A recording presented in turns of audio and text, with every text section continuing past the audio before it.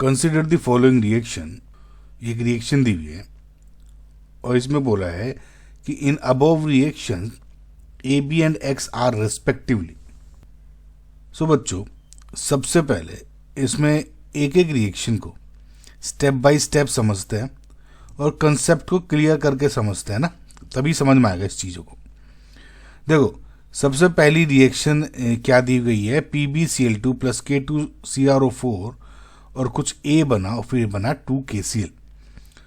देखो, जो ये रिएक्शन है वो लेड यानी Pb की क्वालिटेटिव एनालिसिस के कंफर्मेटरी टेस्ट पे बेस्ड है। मतलब जो आपका साल्ट एनालिसिस है ना, लेड आयंस का वगैरह, तो उसका क्वेश्चन रिएक्शन है बेसिकली। जब हम लेड क्लोराइड के हॉट सॉल्यूशन में पोटेशियम क्रोमेट डालते हैं तो एक डबल डिस्प्लेसमेंट रिएक्शन होती है और हमें लेड क्रोमेट का ब्रिलियंट येलो प्रेसिपिटेट मिलता है।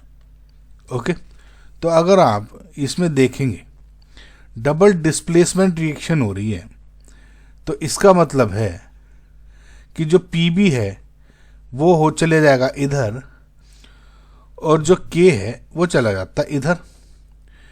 तो ये K और Cl मिलके तो KCl आपका ये बन गया और इधर क्या हो जाएगा, PbCrO4। अब इसमें Pb की क्या है 2+ और इसमें CrO4 क्या है 2 नेगेटिव में, भाई K पॉजिटिव होता है ना, K2 यहाँ पे, तो जुड़ जाएगा तो क्या बन जाएगा PbCrO4। तो यहाँ पे A तो ये हो गया कि A वुड बी आपका PbCrO4। समझ में आया बच्चों? अब आते हैं हम दूसरी रिएक्शन में।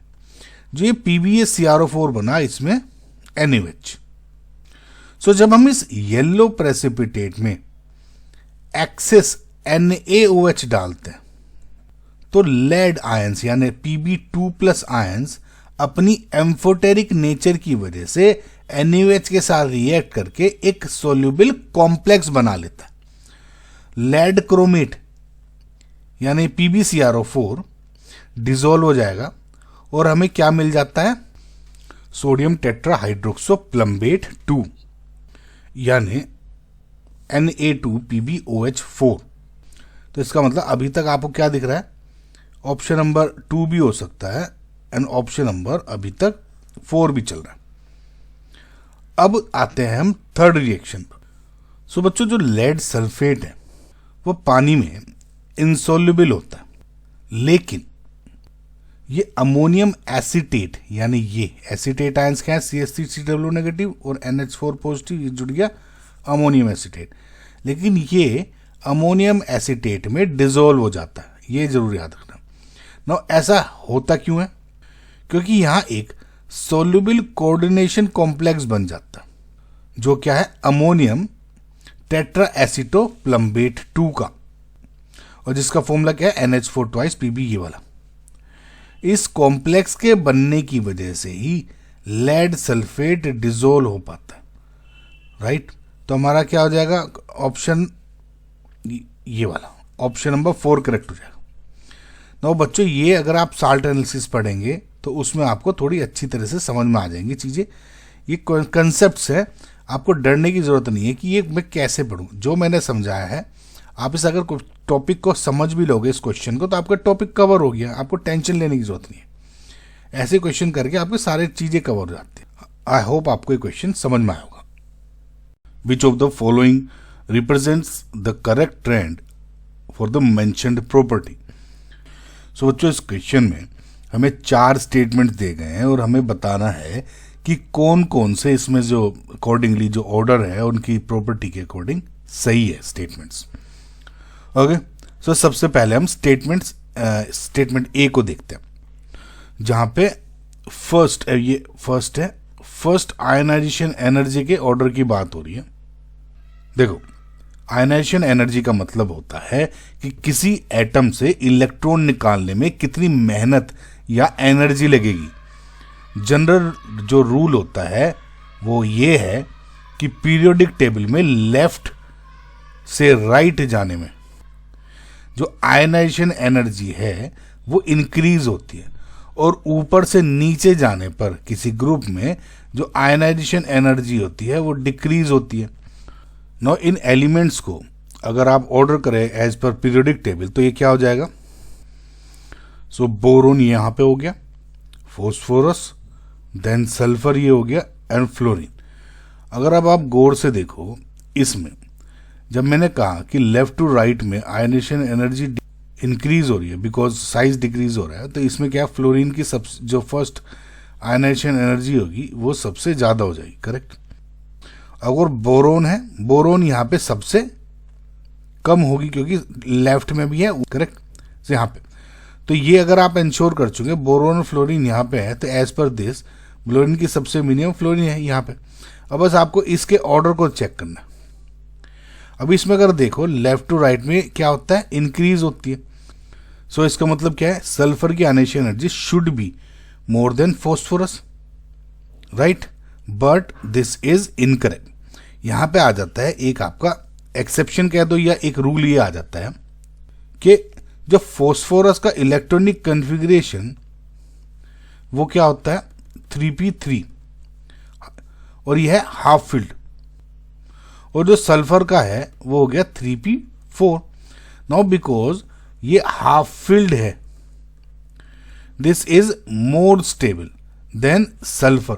सल्फर में क्या है? ये हो गया 1 2 3 4, तो ये एक इलेक्ट्रॉन आपको इजीली निकाल सकते हो, लेकिन ये ऑलरेडी स्टेबल है तो इसको निकालना बहुत मुश्किल है। अब बिकॉज ये ज्यादा स्टेबल है तो फॉस्फोरस की आयनाइजेशन एनर्जी फर्स्ट एक इलेक्ट्रॉन को निकालने के लिए, फर्स्ट की बात हो रही है, वो ज्यादा हो जाएगी देन सल्फर। इसका मतलब ये लेफ्ट टू राइट वाला ऑर्डर नहीं, यहां पे ये ही होगा ऑर्डर। और अगर आप देखोगे यहां पे यही सही है, तो इसका मतलब ऑप्शन ए जो है आपका वो बिल्कुल करेक्ट स्टेटमेंट है। अब स्टेटमेंट बी पे आते हैं जो कि इलेक्ट्रॉन अफिनिटी के बारे में है। देखो इलेक्ट्रॉन अफिनिटी का मतलब है कि एक्स्ट्रा इलेक्ट्रॉन लेने की जो चाहत है, जो रिक्वायरमेंट है। हमें पता है कि क्लोरीन की इलेक्ट्रॉन एफिनिटी पूरे के पूरे पीरियोडिक टेबल में सबसे ज्यादा होती है, इवन जो फ्लोरीन है उससे भी ज्यादा होती है। और इसका रीजन क्या है? इसका रीजन इज कि फ्लोरीन का छोटा साइज और इलेक्ट्रॉन रिपल्शन की वजह से जो क्लोरीन की इलेक्ट्रॉन एफिनिटी है is more than even fluorine. So ये तो आपका एंश्योर हो गया। यहां पे एक बात ध्यान रखना बच्चों, यहां पे इलेक्ट्रॉन नेगेटिविटी की बात नहीं हो रही है, जहां पे बच्चे कंफ्यूज हो सकते हैं। यहां पे इलेक्ट्रॉन एफिनिटी की बात हो रही है। ओके, नाउ अब आते हैं सल्फर और फास्फोरस के उस पे। सल्फर और फास्फोरस में जो सल्फर है वो ऑक्सीजन फैमिली का है। करेक्ट। कैसे? ऑक्सीजन सल्फर, यहां पे नाइट्रोजन फास्फोरस, ऐसे होता है। तो सल्फर को यहां पे क्या 3p4 हो गया सल्फर का, और ये क्या हो गया फास्फोरस का 3p3। तो सल्फर को यहां पे सिर्फ 2 इलेक्ट्रॉन्स चाहिए अपने ऑक्टेट को पूरा करने के लिए, राइट? लेकिन यहां पर ये स्टेबल भी है और यहां पे 3 इलेक्ट्रॉन भी चाहिए, और यहां पे साथ साथ जो सल्फर ऑक्सीजन है, जो सल्फर है, इसका साइज भी छोटा होता है देन फास्फोरस। ओके, तो खैर ओवरऑल ट्रेंड ये हो जाता है कि सल्फर की फास्फोरस से ज्यादा है और क्लोरीन की फास्फोरस से ज्यादा है, और ये तो नीचे आओगे तो ये हो ही जाता है। करेक्ट। तो ये स्टेटमेंट ओवरऑल मिला के आपका सही हो गया। ना स्टेटमेंट सी पे आते हैं, मेटेलिक कैरेक्टर की बात हो रही है यहाँ पे। मेटेलिक कैरेक्टर का मतलब होता है इलेक्ट्रॉन देने की एबिलिटी।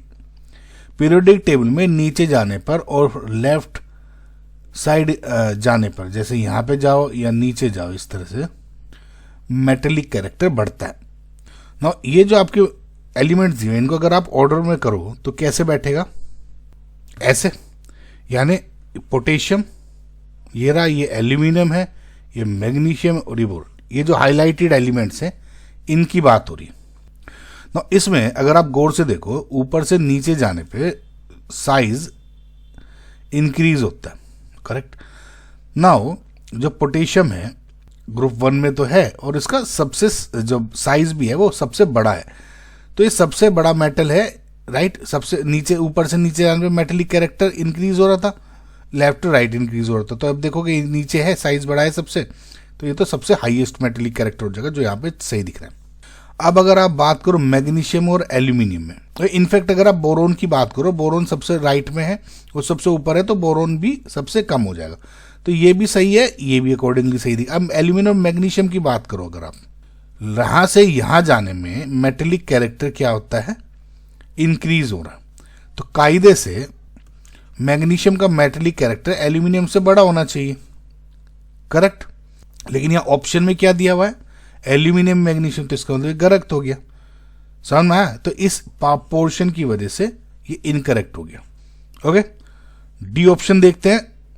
इस ऑप्शन में ये डिस्कस किया हुआ है कि बेसिक कैरेक्टर ऑफ जो ऑक्साइड्स दिए हुए उनके बारे में। देखो बच्चों, एक सिंपल थंब रूल अपना याद रखो कि जितना ज्यादा मेटेलिक कैरेक्टर होगा तो उस मेटल का या उस एलिमेंट का ऑक्साइड उतना ही ज्यादा बेसिक होगा, समझ में आया। और जो जितने भी ये एलिमेंट दिए हुए हैं इनको पहले मैं अगर ऑर्डर में करूं वो ऐसे आ जाएगा, यानी ये पोटेशियम हो गया, सोडियम, मैग्नीशियम एंड एल्यूमिनियम, ये ग्रुप 1, ये 2 और ये आपका हो गया 13। तो मैंने क्या कहा, अब देखो इनका मेटेलिक कैरेक्टर का मैंने ऑर्डर आपको क्या बताया था, राइट टू लेफ्ट में जाओगे तो मेटेलिक कैरेक्टर इंक्रीज होता है और ऊपर से नीचे जाओगे तो मेटेलिक कैरेक्टर इंक्रीज होता है। तो यहाँ पे सबसे ज्यादा, सो अगर इसमें आप देखोगे सबसे ज्यादा मेटेलिक कौन सा हो गया, पोटेशियम। अगर मैं मेटेलिक का ही ऑर्डर डालूं तो उसके बाद क्या हो जाएगा, सोडियम, उसके बाद क्या होना चाहिए, मैग्नीशियम एंड फिर देन एल्यूमिनियम। ये हो गया आपका मेटेलिक कैरेक्टर का। तो इसके अकॉर्डिंग अगर बेसिक ऑक्साइड्स हो जाएंगे तो ये क्या हो जाएगा इनका, पोटेशियम का ऑक्साइड, फिर सोडियम का, फिर इसका यानी पोटेशियम, सोडियम, मैग्नीशियम, एल्यूमिनियम। तो इसका मतलब क्या है, ये बिल्कुल सही सीक्वेंस दिख रहा है, करेक्ट। तो जहाँ पर करेक्ट आंसर क्या हो जाएंगे, ए, बी एंड डी, यानी जो आपका ऑप्शन नंबर 1 है is your correct answer. Identify A in the following reaction. So बच्चों इस क्वेश्चन में हमें ये रिएक्शंस दी हुई हैं 2 सेपरेट ए के साथ, और इसमें अननोन है, बेसिकली ए को बताना है इनमें से कौन सा है। सबसे पहले पहली रिएक्शन को देखते हैं। सो जब हम कंपाउंड ए की रिएक्शन H2O प्लेटिनियम के साथ करते हैं तो हमें यहाँ पे क्या मिल रहा है, ये कंपाउंड। और इस कंपाउंड को क्या बोलते हो आप, डेक्लिन, यानी 2 फ्यूज्ड साइक्लोहेक्सेन रिंग्स होती है जो जोड़ देते हैं इसको, तो ये डेक्लिन बन जाता है। सो हाइड्रोजनेशन रिएक्शन में अब यहां ध्यान देखना कि 2H2O यूज हो रहा है, 2H2 यूज हो रहा है। इसका मतलब है कि हमारे ओरिजिनल कंपाउंड ए में 2 डबल बॉन्ड्स होने चाहिए, करेक्ट। सो अगर 3 होते तो 3H2 यूज कर लेते हैं, और अगर 1 होता तो 1H2 यूज करते। तो अगर आप ऑप्शंस में देखो तो सारे ऑप्शन में ही डबल बॉन्ड्स दिख रहे हैं, इसमें भी, इसमें भी, इसमें भी, इसमें भी। सो इस रिएक्शन से तो अभी आपका क्लियर नहीं हो रहा है, बस ये हुआ कि 2 डबल बॉन्ड्स है, करेक्ट। सो अब हम देखते हैं सेकेंड रिएक्शन को जिसमें KMnO4 यूज हो रहा है। अब ध्यान देना कि जो KMnO4 है is a strong oxidising agent जो कि डबल बॉन्ड को तोड़कर उनको कार्बोक्सिलिक एसिड में बदल देता है। तो और इस प्रोसेस को आप क्या बोलते हो, ऑक्सीडेटिव क्लीवेज। देखो इसको ज्यादा समझने के लिए आप ऐसे सोचो कि CH3 C double bond CH2 ये आपके कंपाउंड था, करेक्ट, एक H यहाँ पे। अब इसका ऑक्सीडेटिव क्लीवेज कर रहे हो तो कैसे होगा, इसको आपने तोड़ा और दोनों साइड O जोड़ दी, यानी CH3 CH double bond O ये बना एक, और CH डबल बॉन्ड O ये बना। अब जितने भी H हैं इनको अगर आप OH में कन्वर्ट कर दो ये हो जाएगा, राइट। तो ये क्या बन गया, कार्बोक्सिलिक एसिड। एंड सिमिलरली ये क्या बन गया, एक कार्बन पर 2 H अनस्टेबल होता है तो H2O निकल जाता है, ये बन गया CO2। तो कुल मिला के आपको समझ में आएगा कि किस तरह हो रहा है काम यहाँ पे। कुल मिला के जो ये रिएक्शन है अगर आप देखो तो जो ओजोनोलिसिस वाली रिएक्शन होती है ना, ऑक्सीडेटिव ओजोनोलिसिस, उसी की तरह है, बस उसका आप रिवर्स कर दो। सो रिवर्स करने के लिए सिंपल सा फंडा है, ये आपके 2 डबल बॉन्ड हो गए इसके, करेक्ट, और ये है OH। सिमिलरली ये C डबल बॉन्ड O और ये OH, सब राइट। आपने बॉन्ड तोड़ के दो तरफ ओ जोड़ते हो, तो इसका मतलब आपको क्या करना है, पहले तो इन ओ को हटाकर, सिंपल सा फंडा है, ये बॉन्ड ऐसे जोड़ दो। ओके बच्चों, और ऑब्वियसली जब ऑक्सीडेटिव था इसमें एक भी OH नहीं है, तो यहाँ पे H से रिप्लेस कर दो, तो 1 by 1 इन सब को कर दो आप H, और जो रिजल्ट में आपका कंपाउंड बना वो क्या हो जाएगा, मैं इसको दोबारा से रीड्रॉ कर देता हूँ। ये हो गया, अब 1 2, ये हो गया 1 2, फिर ये 2 डबल बॉन्ड, 2 डबल बॉन्ड, फिर एक ये कर, ये बन गया आपका। और ये कौन सा है, it is option number 3। I hope बच्चों आपको समझ में आया हुआ है क्वेश्चन सब कुछ। हाइड्रोकार्बन P, इसका फॉर्मूला दिया हुआ है C4H8 on reaction with HCl gives an optically active compound Q, which on reaction with 1 mole of ammonia gives compound R. Now R on diazotization followed by hydrolysis gives S. Identify PQR and S. So बच्चों सबसे पहले क्या करते हैं, जो दिया गया hydrocarbon P है उसको देखो C4H8। नाउ C4H8 या तो एक एल्कीन हो सकता है या फिर कोई साइक्लो एल्केन हो सकता है, लेकिन अगर आप ध्यान से देखो आगे क्या लिखा हुआ है कि ये HCl के साथ रिएक्ट करके एक ऑप्टिकली एक्टिव कंपाउंड Q बनाता है, यानी C4H9Cl। हाइड्रोहेलोजिनेशन रिएक्शन तभी होती है जब वहां एक डबल बॉन्ड हो। सो अगर हम जैसे इस क्वेश्चन एग्जाम्पल को लो, अगर आप जैसे इसमें या तो ये दिया हुआ है राइट, ये PV दे हुए हैं, तो अगर आप ये डबल बॉन्ड वाले हो गए और ये हो गए साइक्लोहेक्सेन, साइक्लोएल्केन हो गए। तो अगर आप सपोज इस कंपाउंड को लो easiest, CH3 CH2 CH double bond CH2 but 1 ene, या फिर इसको लो अगर ब्यूट 2 इन, और इनकी रिएक्शन सेपरेटली देखते हैं ना, HCl से कराते हो, तो मार्कोनिक रूल के हिसाब से क्या होता है, ऑब्वियसली प्रोटॉन निकलेगा, प्रोटॉन इसको तोड़ेगा, ये पता है ना आपको, डायरेक्ट बनाऊं, चलो आपको समझा देता हूं, एक का समझा देता हूं, ये करेगा ठीक है। अब CH3 CH2 CH single bond CH3 positive charge यहां जाएगा और Cl अटैक करेगा और यहां पे जुड़ जाएगा, करेक्ट। तो ये कैसे बन जाता है, Cl मार्कोनिकोव यानी मोर स्टेबल पोजीशन पे जुड़ गया और H इस पे जुड़ गया, राइट। सो सिमिलरली इस पे तो दोनों ही सेम है, तो इस पे क्या प्रोडक्ट बनेगा, CH3 CH Cl मान लेता हूं इधर, और CH2 एंड CH3। और अब गौर से देखो ये कंपाउंड और ये कंपाउंड एग्जैक्टली सेम है, यानी ये भी 2 क्लोरोबिन, अब भाई Cl यहाँ के बताए जोड़ देते सेम होता है ना, तो क्या बन रहा है अल्टीमेटली, ये तो समझ में आ गया ये कंपाउंड क्या है आपका 2 क्लोरोब्यूटेन। अब बिकॉज इन्होंने कहा HCl से रिएक्शन करने के बाद आपको कोई ऑप्टिकली एक्टिव कंपाउंड मिला था, obviously this is chiral centre, these are chiral centres है, तो ऑप्टिकली एक्टिव कंपाउंड मिल रहा है, करेक्ट। तो अब इस रिएक्शन से आपको समझ में आके आ गया कि P या तो ये वाला हो सकता है या ये वाला हो सकता है, लेकिन Q क्या है, यही वाला, यानी 2 क्लोरोब्यूटेन। अब इसमें देख लेते हैं Q क्या, इसमें Q है नहीं, 1 क्लोरो है तो ये नहीं है, तो ये कट गया। इसमें साइक्लो वाला है तो ये ऑप्शन भी कट गया।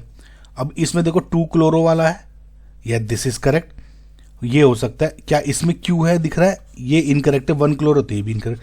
देखो आपको तो आगे जाने की जरूरत ही नहीं थी, यहीं से आपका ऑप्शन नंबर 3 करेक्ट दिख रहा है, लेकिन फिर भी हम आगे देखते हैं। ये हो गया आपका Q। अब इन्होंने कहा है कि Q on reaction with 1 mole of ammonia gives compound R। देखो मैं इस वाले एग्जाम्पल को ले लेता हूं, ठीक है, क्योंकि दोनों सेम ही थे।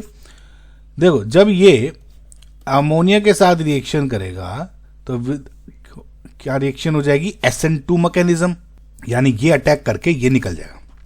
तो obviously CH3 CH2 CH NH3 positive CH3, और ये प्रोटॉन निकल जाता है और CH3 CH2 CH NH2 CH3, ये बन गया आपका कंपाउंड R। और इसका देखोगे तो क्या हो गया, 3 2 5 6 7 8 9 2 11 C4H11N मैच कर रहा है, करेक्ट। ये सिंगल बॉन्ड होगा बच्चों, है ना, थोड़ा उसमें गलत दिख रहा है ये। अब R on diazotisation followed by hydrolysis gives S। अगर R का आपने डाइओजेटाइजेशन कर दिया और फिर हाइड्रोलिसिस करा, डाइओजेटाइजेशन कैसे होता है? देखो ये R है एक एलिफेटिक अमाइन, करेक्ट। जब किसी RNH2 को जब आप HNaNO2 और HCl के साथ रिएक्शन करोगे तो ये RN2 पॉजिटिव बना देता है, करेक्ट। लेकिन ये थोड़ा अनस्टेबल होता है, तो क्या होता है, अगर जैसे ही H2O निकलेगा ना तो H2 इसका रिएक्ट करके ये बॉन्ड तोड़ देगा, क्योंकि बहुत अच्छा लीविंग ग्रुप है, और यहाँ पे ROH बना देता है, करेक्ट। सो सेम यहीं पे होगा। तो पहले डाइओजेटाइजेशन है, तो ये NH2 हट के N2 पॉजिटिव जुड़ जाएगा, करेक्ट। नाउ N2 पॉजिटिव है, H2O के साथ रिएक्शन करेगा, N2 पॉजिटिव हट के यहां पर OH जोड़ दोगे आप, करेक्ट। एंड दिस इज आपका कंपाउंड S, और S क्या हो रहा है, ये मैच कर रहे हैं आप। सो आई होप बच्चों आपको ये क्वेश्चन समझ में आया होगा। इजी क्वेश्चन था, बस थोड़ा सा ये वाला जो अगर आपको पोर्शन समझ में आ जाता ना तो बस इजी था। Okay, so correct option is option number 3। So given below are 2 statements. ये स्टेटमेंट 1 क्या है, the number of pairs among SiO2 CO2 these which contain oxides that are both amphoteric is 2। So basically statement 1 में ये कहा गया है कि ये जो पेयर है ना, इन दोनों पेयर में दोनों ही वे ऑक्साइड जो जिस पेयर में दोनों ही एम्फोटेरिक है वे दो है, यानी या ये और ये या ये और ये या ये और ये, समथिंग लाइक दैट। अब देखो ये जो एलिमेंट्स अगर आप ध्यान से देखोगे ये ग्रुप 14 के एलिमेंट्स है, करेक्ट। यानी carbon, silicon, germanium, tin, lead. Okay, now what does amphoteric means here? Amphoteric का मतलब होता है कि वे सब्सटेंस जो एसिड और बेस दोनों के साथ रिएक्ट कर सके। ग्रुप 14 में ऊपर से नीचे जाने पर जो मेटेलिक कैरेक्टर है वो इंक्रीज होता है, और जैसे ही मेटेलिक कैरेक्टर इंक्रीज होगा उसी के साथ साथ जो बेसिक कैरेक्टर होता है ऑफ द ऑक्साइड्स वो भी इंक्रीज होता है। नाउ कार्बन और सिलिकॉन के ऑक्साइड्स ये एसिडिक होते हैं। जर्मेनियम में जो GeO है दिस इज एम्फोटेरिक, और जो GeO2 होता है वो एसिडिक माना जाता है, यानी ये भी नहीं है और ये भी नहीं। अगर आप SNO और SNO2 को देखो या लेड और PbO2 को देखो तो टिन और लेड दोनों ही मेटल्स हैं, और इनके दोनों स्टेट्स वाले जितने ऑक्साइड्स हैं यानी SNO SNO2 हो गया या PbO PbO2 हो गया, वे सभी के ही सब एम्फोटेरिक होते हैं। समझ में? तो यानी ये भी एम्फोटेरिक होंगे दोनों, और ये वाले भी। ये दोनों तो है नहीं, इसका मतलब एम्फोटेरिक वाले ग्रुप क्या है, दो ही हैं, तो दिस इज करेक्ट स्टेटमेंट। सो अब आगे आते हैं स्टेटमेंट 2 पर।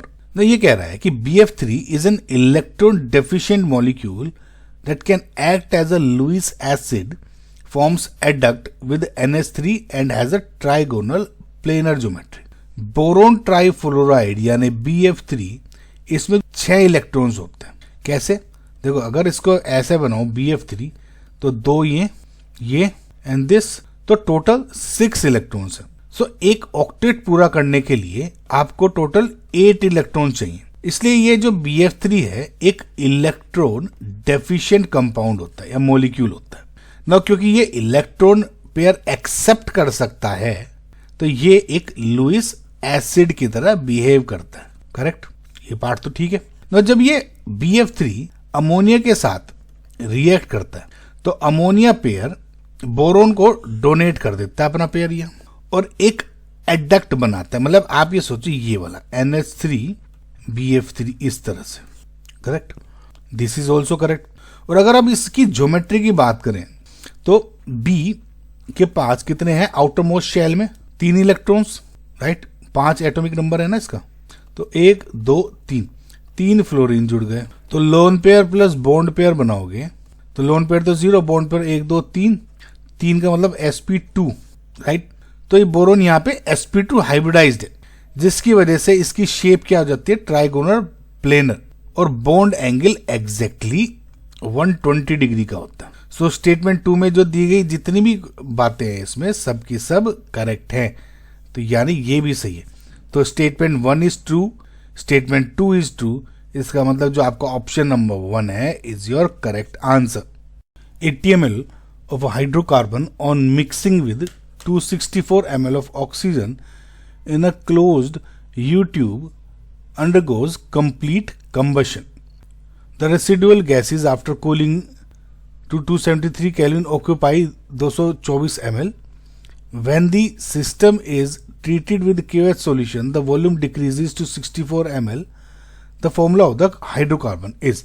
तो सिंपल सा फंडा बच्चों, क्वेश्चन इजी है लेकिन थोड़ा सा टिपिकल लैंग्वेज है, इसको आसानी से समझो। इन्होंने कहा कि 80 ml ऑफ हाइड्रोकार्बन वो 224 ml ऑफ ऑक्सीजन के साथ क्लोज्ड यू ट्यूब में है, ठीक है, और इसका कंप्लीट कंबशन हो रहा है। ऑब्वियसली लेट जस्ट अज्यूम कि आपका जो हाइड्रोकार्बन है वो CXHY टाइप का। तो जब आपको पता है कि जब वो ऑक्सीजन के साथ रिएक्शन करता है, देखो एक स्टैंडर्ड इक्वेशन क्या है, CXHY x plus y by 4 O2 gives x CO2 plus y by 2 H2। ये स्टैंडर्ड रिएक्शन होती है कंबशन की बेसिकली, और एनर्जी रिलीज हो रही है ना। तो ये क्या है कि ये सेटअप है कि यू ट्यूब में, एक यू शेप्ड ट्यूब में 80 ml तो हो गया आपका हाइड्रोकार्बन और 264 ml आपका ऑक्सीजन के साथ था, और उसको कंबशन कर दिया। ऑब्वियसली जब ये कंबशन होगा तो आपका क्या क्या प्रोड्यूस होता है, CO2 प्रोड्यूस होगी और H2O प्रोड्यूस होगा। So let just say T equals to 0 पे ये 80 है एंड दिस इज 264। नाउ अब एट टाइम T कंबशन हो गया कंप्लीट, ऑब्वियसली ऑक्सीजन तो रहेगी यहाँ पे, तो ये क्या हो गया 80 माइनस 80 ml पूरा यूटिलाइज हो गया। ये क्या हो जाएगा 264 माइनस 80 इंटू ये कोफिशिएंट के मल्टीप्लिकेशन में माइनस होगा ना, और ये क्या बन जाएगा, ये 80x and this will be 80y by 2। अब आगे क्या दिया हुआ है कि the residual gases after cooling to 273 kelvin occupies 224 ml। देखो गैस क्या बनी, CO2 और अनयूज्ड O2 होंगी, करेक्ट, और ये 224 ml ले रही है। पानी तो लिक्विड है, तो इस अगर आप ध्यान से इमेजिन करो कि इनिशियली आपकी जो गैस थी वो 264 ml थी और वो कितनी बच गई अब 224 ml, करेक्ट। सो इसका मतलब क्या हुआ कि जो V ऑफ CO2 है और जो V ऑफ O2 है अनयूज्ड, वो क्या हो गया 224 ml है इधर। अब आते हैं इस क्वेश्चन की सबसे काम की बात पर।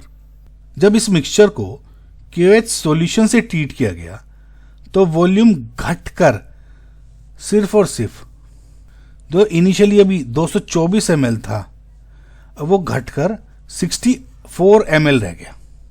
सो बच्चों याद रखना KOH का काम होता है CO2 गैस को एब्जॉर्ब कर लेना।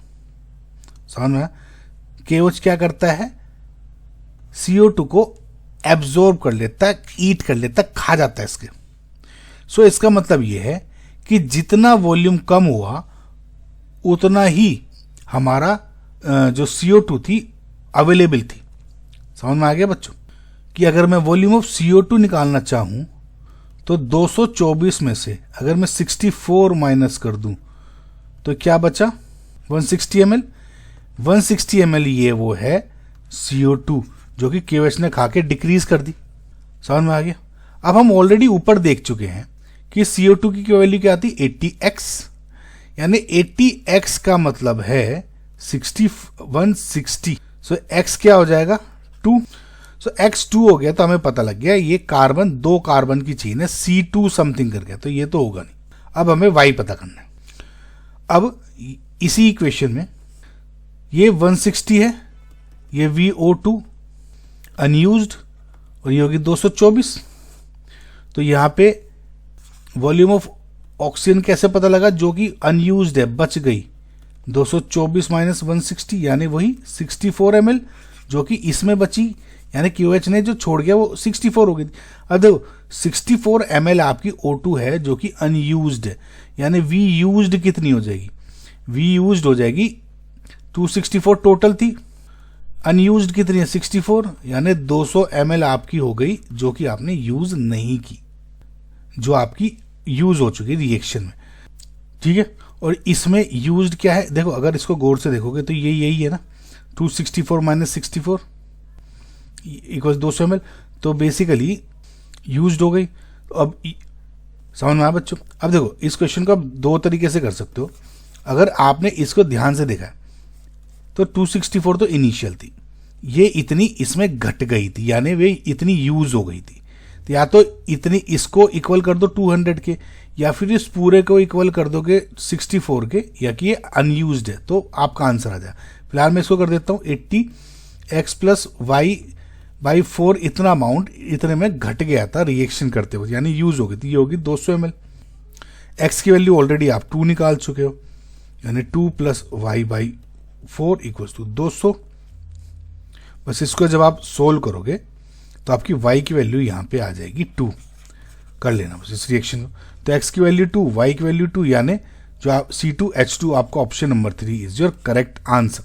आई होप बच्चों आपको क्वेश्चन समझ में आया होगा। थोड़ा सा इजी क्वेश्चन था, बस थोड़ा सा ट्रिकी हो जाता है समझने के लिए।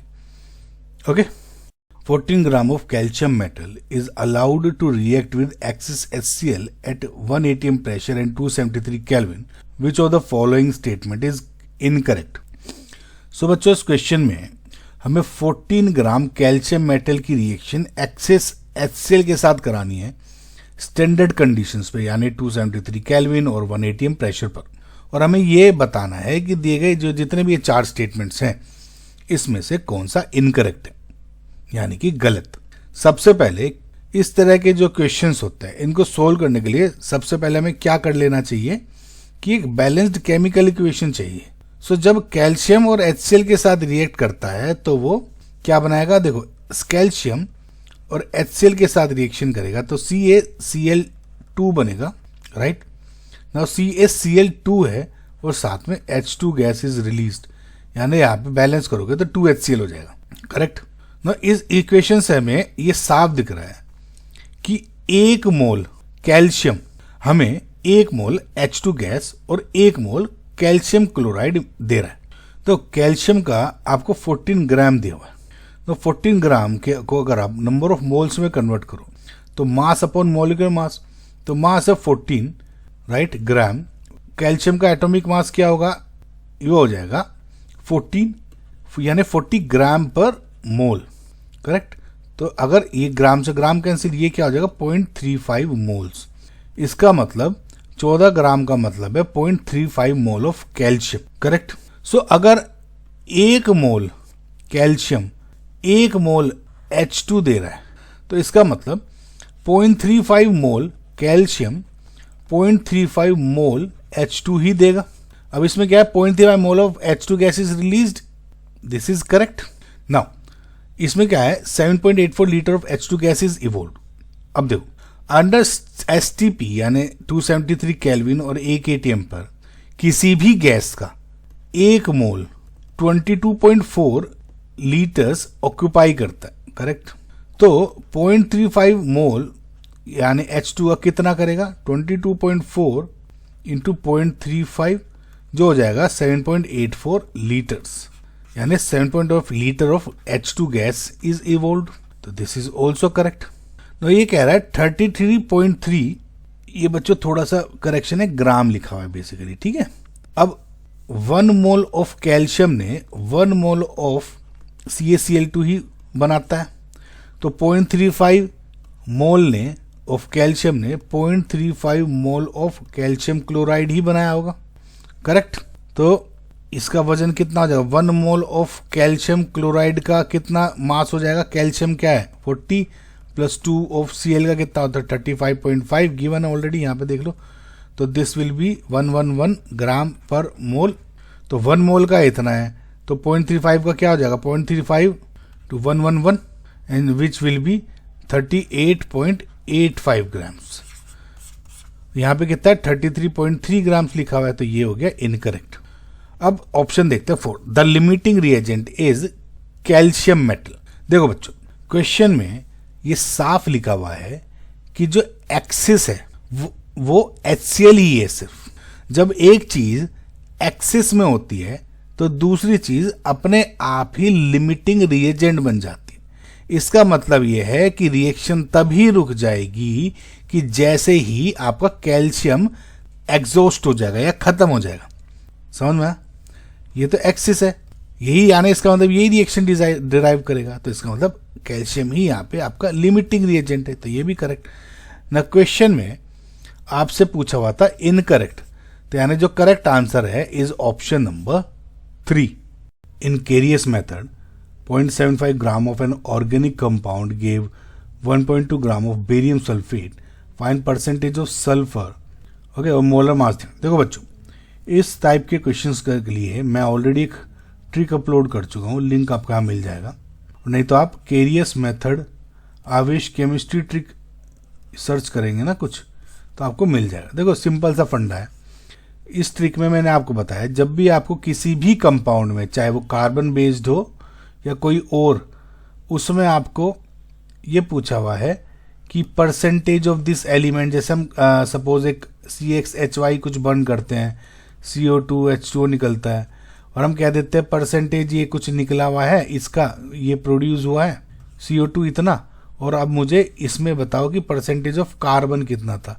या लेट जैसे कोई हेलोजन बेस्ड कंपाउंड था, उसमें AgX इतना प्रोड्यूस हुआ, अब ये बताओ इस कंपाउंड में हेलोजन कितना था। या सिमिलरली जैसे एक केरियस मेथड हुआ, जैसे केरियस मेथड में क्या किया इन्होंने कि एक ऑर्गेनिक कंपाउंड है, ठीक है, और इसने इतना ग्राम बेरियम सल्फेट दिया है, तो अब बताओ परसेंटेज ऑफ सल्फर इस कंपाउंड। इसकी मैं ऑलरेडी ट्रिक अपलोड कर चुका हूँ, बहुत इजी हो जाएगा अगर एक क्वेश्चन से आपके मल्टीपल आपके हो जाते हैं सोल्व। सो बच्चों सिंपल सा उसे वीडियो देखना, बहुत आसान हो जाएगा। मैं भी यहाँ भी हल्का हल्का बता दूंगा। तो ट्रिक सिंपल बात ये है, सिंपल सा फंडा है, आपको करना क्या है, एक बॉक्स बनाना है ऐसे, ये लाइन ड्रॉ कर दो बीच में, यहाँ पे हो गया 100% वाला बेसिकली, और ये हो गया परसेंटेज ऑफ एलिमेंट, जिस एलिमेंट को आपका परसेंटेज निकालना है। ओके, अब ये और इसको देखो, यहाँ पे जो वेट ऑर्गेनिक कंपाउंड आपको प्रोड्यूस हुआ है, ये compound not organic compound, compound produce हुआ है, उसका वेट जो दिया हुआ है प्रोड्यूस वाले का, वो लिखो वेट ऑफ कंपाउंड प्रोड्यूस्ड, और जो कंपाउंड प्रोड्यूस्ड हुआ है उसका है मॉलिक्यूलर मास या एटॉमिक मास जो भी दिया हुआ है वो लिख दो m of that compound produce. समझ में आ गया? अब इस पे और इस पे क्या लिखोगे, ये मॉलिक्यूलर मास वाली लाइन थी, तो यहाँ मॉलिक्यूलर मास या एटॉमिक मास ऑफ एलिमेंट। अब मॉलिक्यूलर मास क्यों लिखा हुआ है मैंने, उसका एक रीजन है, मैं बताता हूँ। और यहाँ पे हो जाएगा आपका वेट, जो गिवन वेट है ऑफ ऑर्गेनिक कंपाउंड का, जैसे इसमें 0.75 ग्राम है ऑर्गेनिक कंपाउंड को ये। और मैंने यहाँ पे मॉलिक्यूलर मास या एटॉमिक मास क्यों लिया है एलिमेंट का, वो ऐसे करना है आपको। देखो जैसे जो आपको कंपाउंड प्रोड्यूस हुआ है, जैसे यहाँ पे BaSO4 हुआ है, कभी कभी आपका CO2 प्रोड्यूस हो सकता है, कभी लेट जस्ट से C4X2 प्रोड्यूस हुआ है ना। अब मैं अगर ये प्रोड्यूस हुआ, अब मैं इस कंपाउंड में अगर कह रहा हूं कि मुझे ये बताओ कि परसेंटेज ऑफ सल्फर कितना है, तो सल्फर 1 है, तो 1 into atomic mass of sulphur आ जाएगा। अगर मैं इस कंपाउंड में लेट जस्ट से ऑक्सीजन का कह रहा हूँ परसेंटेज, तो इसमें 2 इंटू ऑक्सीजन का एटॉमिक मास, इसमें X का कह रहा हूँ तो 2 इंटू एटॉमिक मास, कार्बन का कहूँ तो 4 इंटू कार्बन का एटॉमिक मास। समझ में आया? तो अब इसको अगर आपको समझ में आ गया होगा तो देखो, अब क्वेश्चन में परसेंटेज ऑफ सल्फर पूछा हुआ है, इक्वल्स टू, अब ये डिवाइडेड बाई ये मल्टीप्लाई बाई ये डिवाइडेड बाई ये इंटू 100, ऐसा हो जाएगा। तो अब एटॉमिक, अब BaSO4 प्रोड्यूस हुआ, तो BaSO4 में सल्फर 1 ही है, तो एटॉमिक मास ऑफ सल्फर लिख लेंगे। एटॉमिक मास ऑफ या मोलर मास ऑफ सल्फर क्या हो जाएगा, 32 गिवन है, राइट, ये हो गया 32 divided by molecular mass of compound produce, यानी BaSO4 बेरियम सल्फेट का क्या होगा 233, multiply by weight of compound produce यानी 1.2 grams, divide weight of organic compound क्या है 0.75 ग्राम इंटू 100। बस अगर आपको ये रिएक्शन प्रोड्यूस हो गई बच्चों, तो आपका आंसर आ जाएगा, बहुत इजी हो जाता है। सो जब इस पूरे को सोल्व करोगे तो आपका लगभग आंसर आ जाएगा 21.97%। समझ में? यानी option number 3 is your correct answer. Method से भी कर लोगे यही आएगा, मैं बता रहा हूँ ये कर लेना, बहुत ईजी हो जाएगा, ट्रिक जरूर देख लेना। तो आई होप वो क्वेश्चन आपको समझ में आएगा। Elements P and Q form two type of non-volatile, non-ionizable compound PQ and PQ2. When 1 gram of PQ is dissolved in 50 gram of solvent A, del TB was इतना, while when इतना is dissolved in इतने में solvent A, then जो del TB था वो ये हो गया। तो molar masses of elements P and Q respectively are। देखो बच्चों, हमें दो कंपाउंड्स दिए गए हैं PQ एंड PQ2, दोनों ही नॉन वॉलेटाइल और नॉन आयनाइजेबल है ना, जिसका मतलब है कि इनका वेंट ऑफ फैक्टर आई हमेशा 1 रहेगा। एलिवेशन इन बॉइलिंग पॉइंट का हमारा जो स्टैंडर्ड फॉर्मूला होता है वो क्या है, del T B is equal to i into K B into M.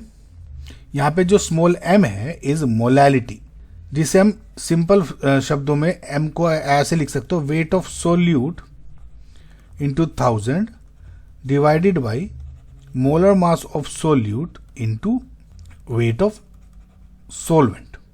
तो इसको अगर आप इसमें रख दोगे तो जो पूरा डेल टी बी का फॉर्मूला आ जाता है वो होता है i into K B into W solute into 1000 divided by M solute into W solvent. I तो यहाँ पे 1 हो ही गई, करेक्ट, तो इसको हटा के ये हो गया 1। अब सबसे पहले केस 1 को देखते हैं, यानी PQ वाले कंपाउंड को। हमें दिया गया है कि 1 ग्राम PQ को 50 ग्राम सोलवेंट में डिसोल्व किया गया है और डेल टी आया है 1.176 और KB की वैल्यू क्या दी हुई है 5। तो अगर इसमें मैं रख दूं तो 1.176 ये केस 1 है ऑफ PQ, ये तो 1 हो गया, KB हो गया 5, वेट ऑफ सोल्यूट कितना है 1 gram into 1000 divide by M of solute ये निकालना है, multiplied by weight of solvent कितना है 50 ग्राम। सो जब आप इसको एम सोल्यूट यानी जो एम सोल्यूट के एम PQ देखोगे तो ये आ जाएगा लगभग 85 ग्राम पर मोल। मैं बच्चों डायरेक्ट सोल्व कर रहा हूँ, आप जेई दे रहे हो बच्चों, कैलकुलेशन तो कर ही लोगे ना, मेन कंसेप्ट पे हो जाता है ना। नाउ लेट जस्ट अज्यूम कि इस PQ में P का एटॉमिक मास है X और Q का एटॉमिक मास है Y। तो हमारे पास PQ का मतलब X plus Y equals to हो गया 85। अब सिमिलरली देखते हो आप PQ2 का केस 2 PQ2 में भी 1 ग्राम ऑफ PQ2 को लिया, यानी 0.689 एलिवेशन आया था, इक्वल्स टू 1 इंटू KB, इसमें भी 5 है, into 1000 molecular mass of PQ2 हो जाएगा, यानी सोल्यूट इंटू 50 ग्राम में तो 50। इसको जब सोल्व करोगे MPQT यानी मॉलिक्यूलर मास PQ2 आ जाएगा 145 रफली ग्राम पर मोल।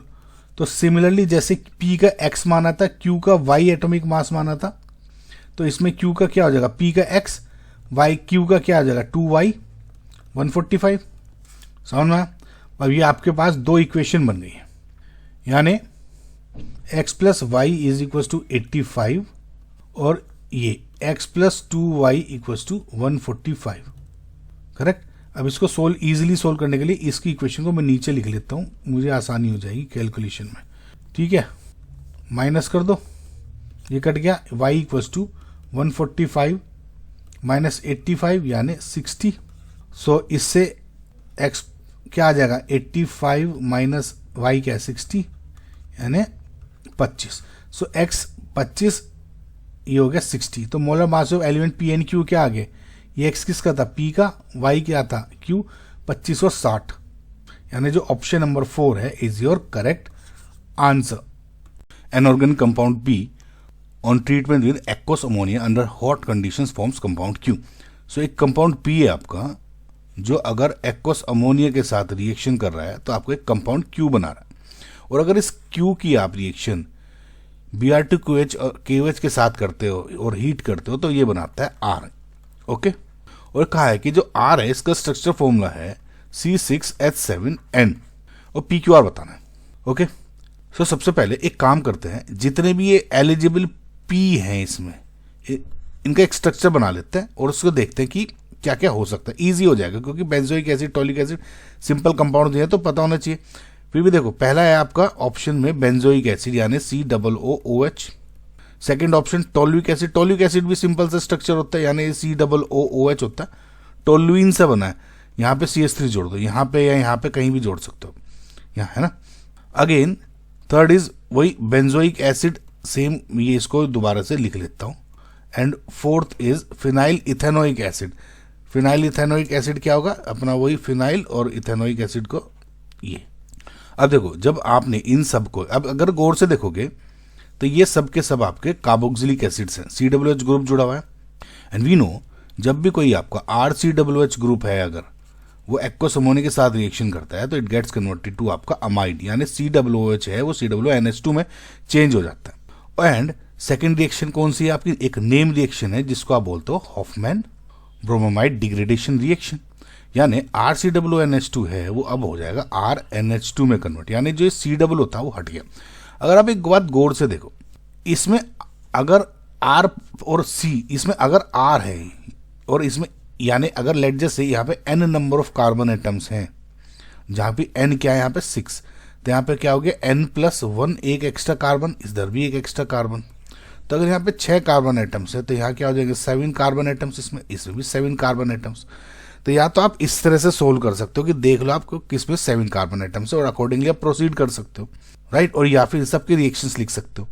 अगर 7 कार्बन एटम्स देखने हैं इसमें तो 1 2 3 4 5 6 7 ये दिख रहा है, 1 2 3 4 5 6 7 और 8, तो ये नहीं है, कट जाएगा। ये भी बेंजोइक एसिड में 7 है और इसमें 1 2 3 4 5 6 7 8, तो ये भी नहीं है। तो अब मुझे ये तो पता लग गया कि मेरा जो फर्स्ट है वो बेंजोइक एसिड यानी ऑप्शन नंबर 2 और 4 तो कट गया। अब यानी एक्वस अमोनिया के साथ जब मैंने इनकी रिएक्शंस कराई है तो what should I get, I should get यहाँ पे COONH2 यानी बेंजामाइड। इसको क्या बोलते हो आप, benzamide.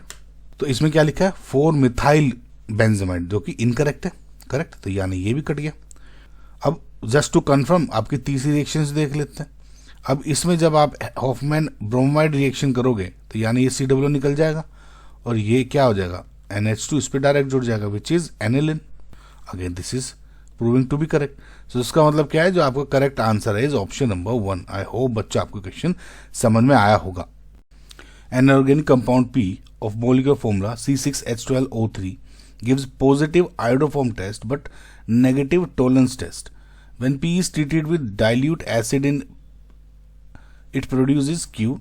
Q gives positive tolerance test and also iodoform test. The structure of P is, देखो बच्चों, जो कंपाउंड P है इसका मोलिकुलर फॉर्मूला दिया हुआ है यानी C6H12O3। अगर आप पहला हिंट देखो, इसमें यह दिया हुआ है कि P एक पॉजिटिव आयोडोफॉर्म टेस्ट देता है। सो बच्चों, आयोडोफॉर्म टेस्ट का जो पॉजिटिव आना हमें यह बताता है कि मॉलिक्यूल में या तो ये वाला ग्रुप है प्रेजेंट, करेक्ट, और या फिर ये वाला ग्रुप प्रेजेंट। इसको आप क्या बोलते हो, मिथाइल कीटोन ग्रुप या मिथाइल कार्बिनोल ग्रुप। अब अगर हम ऑप्शंस को देखें तो हमें ऑप्शंस 1 2 और 4 में पॉजिटिव आयोडोफॉर्म टेस्ट देता हुआ दिख रहा है, यानी ये रहा, इसमें नहीं है यानी ये कट जाएगा, और इसमें ये रहा, तो ऑप्शन 3 तो आपको कट गया, करेक्ट। दूसरा जो इन्होंने हिंट दिया हुआ है, ये कहा है कि जो P है वो नेगेटिव टॉलरेंस टेस्ट देता है। टॉलरेंस टेस्ट नेगेटिव आने का मतलब है कि मॉलिक्यूल में फ्री एल्डिहाइड ग्रुप्स नहीं है, करेक्ट। या सिंपल भाषा में बोलो कि एल्डिहाइड नहीं है आपका कंपाउंड। तो अगर आप यहां पे देखो, ये रहा एल्डिहाइड ग्रुप, तो ये तो कंफर्म कट गया। अभी कीटोन टाइप के ग्रुप है ना, तो ये हो गया, अब यहां पे है। तो अब तक तो ये हो गया कि चलो ठीक है, आपका जो ऑप्शन नंबर 3 है वो कंप्लीटली ही कट गया। अब आते हैं दूसरे पार्ट पर। जब P को डाइल्यूट एसिड के साथ ट्रीट करते हैं तो ये Q प्रोड्यूस करता है, और जो Q है दोनों ही positive Tollens test and iodoform test दे रहा है, करेक्ट। नो बच्चों, अब एक ध्यान से सोचो, एसिड ट्रीटमेंट यानी हाइड्रोलिसिस के बाद अगर एल्डिहाइड ग्रुप जनरेट हो रहा है, देखो एक चीज, पॉजिटिव टॉलरेंस टेस्ट दे रहा है, तो ये है कि ये वाला तो पार्ट होना चाहिए पॉजिटिव, तो यहाँ पे तो है, ये पार्ट्स रहेंगे। लेकिन अभी तक जो नेगेटिव दे रहा था ना, एल्डिहाइड नहीं था। अगर अब मैं ये मेरा पी है, इसको रिएक्शन करके अगर मेरा जो क्यू बनता है, अब नाउ ये पॉजिटिव टॉलरेंस टेस्ट दे रहा है, इसका मतलब यहाँ पे इसमें एक एल्डिहाइड ग्रुप आ गया है। अब ध्यान से सुनना, तो इसका मतलब क्या है कि एसिड ट्रीटमेंट यानी हाइड्रोलिसिस के बाद अगर एल्डिहाइड ग्रुप जनरेट हो रहा है, तो इसका मतलब है कि जो ओरिजिनल पी है उसमें एक एसिटल या हेमिट एसिटल लिंकेज है। एसिटल लिंकेज क्या हो जाती है, जैसे ये सी। तो अगर इसका आप हाइड्रोलिसिस करते हो, तो हाइड्रोलिसिस करने के बाद यानी HOH, तो ये क्या होगा, देखो HOH HOH ROH यहाँ से निकल जाएगा, ROH यहाँ से निकल जाएगा, ये बचेगा RCH OH एंड OH। एक कार्बन पर दो अनस्टेबल होते हैं OH, तो ये अगेन एक वाटर निकाल लेगा, तो बचा क्या COOH यानी एल्डिहाइड ग्रुप। समझ में आ गया आपको? तो आपको क्या देखना है कि एक ऐसा कंपाउंड देखना है, यानी पी कौन सा कंपाउंड है आपका, एसिटल होना चाहिए। सो अगर आपके कार्बन पर एक R जुड़ा है, एक ही H जुड़ा है, समझ रहे मेरी बात, और यहां पर OR और OR, एक कार्बन पर दो OR ढूंढो कहाँ है पहले तो। अब देखो, एक कार्बन पर यहाँ पे एक OR जुड़ा हुआ है OCH3, एक O यहाँ पे अलग जुड़ा है, एक कार्बन पर दो नहीं जुड़े, तो ये तो यहाँ कट गया। इस पे देखोगे, इस कार्बन पर देखना, अब ये पूरा एक R जुड़ा हुआ है, इस कार्बन पर ये एक H जुड़ा हुआ है, इस कार्बन पर ये AOR और एक कार्बन पर OR, तो ये सही दिख रहा है, ये तो कट ही गया था। इस कार्बन पर एक OR जुड़ा हुआ है, एक OR जुड़ा हुआ है, एक CH3 जुड़ा हुआ है, अगेन R, H नहीं है। अब इसका क्या हो सकता है, देखो पहले मैं इसका दिखा देता हूँ। अगर ये है, तो अगर मैं हाइड्रोलिसिस कर रहा हूँ तो ROH क्या निकल जाएगा, जो ये कार्बन में, जिस कार्बन में दो OR थे, ये तो कट के CH3OH और CH3OH, तो इसमें क्या हो जाएगा, ये कट जाएंगे, ये क्या बन जाएगा CH3OH, ये क्या बन जाएगा CH3OH, और यहाँ पे क्या हो जाएगा डबल बॉन्ड O, जैसा भी आपको समझाया।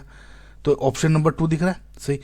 यहाँ पे ये OR था लेकिन ये वाला नहीं पार्ट था ना। अब इसमें क्या है, इसमें प्रॉब्लम ये है, ये डबल बॉन्ड O बन जाएगा, इस तरह से हट जाएगा, ये कीटल यानी कीटोन बन गया ये। लेकिन पॉजिटिव टॉलरेंस के लिए आपको एल्डिहाइड ग्रुप चाहिए, जो यहाँ पे ही बन रहा है। समझ गए ना बच्चों आप? तो यानी जो आपका ऑप्शन नंबर 2 है वो ही सही दिख रहा है। जो मैंने आपको बेसिक्स बताए हैं बच्चों, बहुत ध्यान से देखना है, एसिटल वाला है, पॉजिटिव टॉलरेंस टेस्ट वाले, राइट। तो एक बार अगर आप नहीं समझ में आया तो एक बार दोबारा से देखना, आसानी से आ जाएगा। बस आपको ये और ये देखना है। So option number 2 is your correct answer. From the following the least stable structure is. So बच्चों, इस क्वेश्चन में हमें 4 स्ट्रक्चर्स दिए गए हैं और हमें पहचानना है कि इनमें से लीस्ट स्टेबल स्ट्रक्चर कौन सा है। देखो, रेजोनेंस स्ट्रक्चर्स की स्टेबिलिटी चेक करने के लिए हमें कुछ रूल्स फॉलो करने होते हैं, राइट। तो एक एक रूल करके अप्लाई करके देखते हैं उसको। देखो सबसे पहला जो रूल है वो है कि जितने ज़्यादा कोवलेंट बॉन्ड्स होंगे स्ट्रक्चर उतना ही स्टेबल होगा। लेकिन यहाँ अगर आप देखो तो स्ट्रक्चर्स में चार्जेस का खेल ज़्यादा है, राइट। क्योंकि नंबर ऑफ बॉन्ड्स अगर आप देखोगे तो 1 2 3 4 5 6 7 8, 1 2 3 4 5 6 7 8, 1 2 3 4 5 6 7 8, 1 2 3 4 5 6 7। सो नंबर ऑफ बॉन्ड्स का तो खेल कुछ नहीं दिख रहा है। दूसरा रूल क्या होता है कि जो लाइक चार्जेस हैं, लाइक चार्जेस का मतलब सेम चार्ज, यानी पॉजिटिव पॉजिटिव या नेगेटिव नेगेटिव, लाइक चार्जेस कभी भी पास पास नहीं होने चाहिए। अगर 2 पॉजिटिव या 2 नेगेटिव चार्जेस एक दूसरे के पड़ोसी कार्बन एटम्स पर हैं तो उनके बीच में हैवी रिपल्शन होता है, जिसकी वजह से स्ट्रक्चर्स की एनर्जी बहुत बढ़ जाती है और स्टेबिलिटी एकदम गिर जाती है। यानी अनलाइक चार्जेस तो जितने पास हो जाएंगे वो बढ़िया है, लाइक दूर होने चाहिए। सो अगर आप अपने ऑप्शंस को देखो तो ऑप्शन नंबर 1 एंड 2 में जो चार्जेस है पॉजिटिव और यहाँ पॉजिटिव, वे दूर दूर है, राइट। और पॉजिटिव नेगेटिव ही पास में, जो सही है। अगर आप स्ट्रक्चर 3 को देखो तो स्ट्रक्चर में यहाँ नाइट्रो ग्रुप का जो नाइट्रोजन पे पॉजिटिव चार्ज है और उसके ठीक बगल वाले कार्बन पर भी एक पॉजिटिव चार्ज है, राइट। सो नाइट्रोजन और कार्बन दोनों ही पॉजिटिव हैं और एक दूसरे के डायरेक्ट कांटेक्ट में दिख रहे हैं यहाँ पे। तो इन दोनों पॉजिटिव चार्जेस के बीच में इतना जबरदस्त इलेक्ट्रोस्टैटिक रिपल्शन होगा कि ये स्ट्रक्चर बिल्कुल स्टेबल नहीं रह पाएगा because of this nearity of this positive charges. अब स्ट्रक्चर 4 में देखो, यहां नाइट्रोजन पर पॉजिटिव है और कार्बन पर नेगेटिव है, राइट। पॉजिटिव नेगेटिव ऐसे दिख रहा है। तो यहां पे अट्रैक्शन होगा जो स्टेबिलिटी बढ़ाता है, अनलाइक चार्जेस नियर होंगे, राइट। सो इसका मतलब हमें क्या दिख रहा है कि फिलहाल जो ऑप्शन नंबर 3 है यही आपका लीस्ट स्टेबल दिख रहा है। सो बच्चों याद रखना कि रेजोनेंस स्ट्रक्चर्स बनाते वक्त चार्जेस की पोजीशन स्टेबिलिटी का सबसे बड़ा फैक्टर होता है after number of carbon bonds. So opposite attract और स्टेबलाइज करते हैं, वेयर जो लाइक चार्जेस हैं वो रिपेल करते हैं और डिस्टेबलाइज करते हैं। सो खैर इस सबके अकॉर्डिंग आपका जो करेक्ट आंसर है is option number 3, MnO4 negative in acidic medium disproportionates to. देखो बच्चों, MnO4 नेगेटिव का एक मैंगनीज का एक ऑक्साइड आयन है। तो सबसे पहले इस क्वेश्चन को समझने के लिए हम एक थोड़ी सी थ्योरी देख लेते हैं। सबसे पहले ये समझो कि डिस्प्रोपोर्शनेशन होता क्या है। जब एक ही एलिमेंट एक ही रिएक्शन में ऑक्सीडाइज भी हो जाए और रिड्यूस भी हो जाए तो उसे हम डिस्प्रोपोर्शनेशन रिएक्शन कहते हैं। नाउ मैग्नीज के केस में इसकी ऑक्सीडेशन स्टेट्स +2 से लेके +7 के बीच में लाई करती है, करेक्ट। अब सवाल में देखो, हमें दिया गया है मैग्नेट आयन यानी MnO4 नेगेटिव। इस आयन में अगर हम मैग्नीज की ऑक्सीडेशन स्टेट कैलकुलेट करें तो वो क्या निकलेगी, देखो Mn + 4 × -2 ऑक्सीजन का और इक्वल्स टू -2। तो Mn क्या हो जाएगा, Mn -8 -2, तो Mn इक्वल्स टू -2 + 8 यानी 6। सो जो इसमें Mn की ऑक्सीडेशन स्टेट क्या आ गई, +6।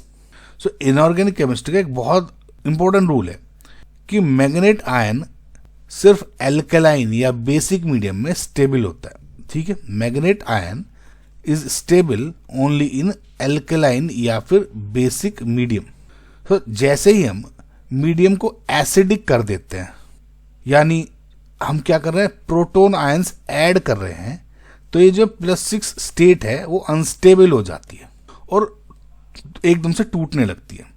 सो एसिडिक मीडियम में ये +6 स्टेट दो अलग अलग डायरेक्शन में जाएगी। अब पहले तो ये ऑक्सीडाइज होकर MnO4 नेगेटिव यानी पर मैग्नेट आयन, जहां पे मैग्नीज की ऑक्सीजन स्टेट +7 है, ये बनाती है और साथ ही साथ ये रिड्यूस भी होती है और क्या बनाती है, MnO2, जिसमें मैग्नीज की ऑक्सीजन स्टेट है इज +4। ये सब क्या हो रहा है, इन सब एसिडिक मीडियम में। तो इस पूरी रिएक्शन को अगर आप बैलेंस कर मतलब रिएक्शन वाइज देखो तो MnO4 नेगेटिव जरा से ही एसिडिक मीडियम में आएगा तो वो MnO4 नेगेटिव और MnO2 बना देता है। अब बैलेंस आउट करके देखो तो H2O और 2MnO2 4 और ये 3 ये ऐसे बन जाती है, लेकिन अल्टीमेटली आपको समझ में आ रहा होगा। सो यहां ध्यान से देखो, +6 से +7 का क्या मतलब है, ऑक्सीडेशन, और +6 से +4 का मतलब क्या है, रिडक्शन। तो इसलिए हम ये कह सकते हैं कि एसिडिक मीडियम में मैग्नेट आयन स्टेबल नहीं रहा और वो पर मैग्नेट और मैग्नीज डाइऑक्साइड में कन्वर्ट हो जाता है। तो यानी अगर आप ऑप्शन को देखोगे तो आपका option number 3 is your correct answer. Given below are 2 statements. Statement 1 दिया गया है कि the number of species among these that have tetrahedral geometry is 3। देखो बच्चों, इस क्वेश्चन को करने के लिए आप या तो स्ट्रक्चर याद हो आपको, ये तो एक बहुत इजी तरीका है। जितने भी ये नॉन कॉम्प्लेक्स कंपाउंड्स हैं इनका तो आप डायरेक्ट ऐसे कर सकते हो। मैंने अभी एक ट्रिक बनाई हुई है, आविश केमिस्ट्री हाइब्रिडाइजेशन ट्रिक वगैरह सर्च करोगे तो आपको ऐसी ट्रिक कुछ दिखेगी जिसमें आपको क्या करना है, इसमें कि SP2 तो नॉर्मली बना देते हैं स्टूडेंट्स, वो बता दूंगा कैसे वो करोगे। ये है जो एरो पे बने हुए हैं नंबर ऑफ लोन पेयर्स, कि अगर SP है और नंबर ऑफ लोन पेयर्स है तो 0 है तो लीनियर होगा, number of lone pairs SP2 में 0 है तो ये 1 है तो ये अगेन एंड सो। तो देखते हैं तो देखो SF6 है जो सल्फर है, उसके आउटरमोस्ट शेल में कितने होते हैं 6 इलेक्ट्रॉन्स, भी ऑक्सीजन वाले ग्रुप में है, आपकी जो शेप होगी 4 फ्लोरीन जोड़ दिए इस पे, स्क्वायर प्लेनर कुछ आपका ऐसा दिखता है। नाउ लास्ट तो नंबर ऑफ बॉन्ड पेयर्स और लोन पेयर कितने हो गए, और नंबर ऑफ लोन पेयर्स अगर 0 आते हैं, loan pair is 1, bond pair 1 2 3 4 वो होगी 5, पेंटागोनल बाइपिरामिडल। का मतलब sp3 3 और 1 4 हो गए, 5 करना है तो D, sp3d with 1 lone pair, so sp3d with 1 lone pair is seesaw structure, same plane पे हो रही है और ये जो परपेंडिकुलर प्लेन्स पे, राइट, टेट्राहेड्रल नहीं है, तो ये तो है नहीं।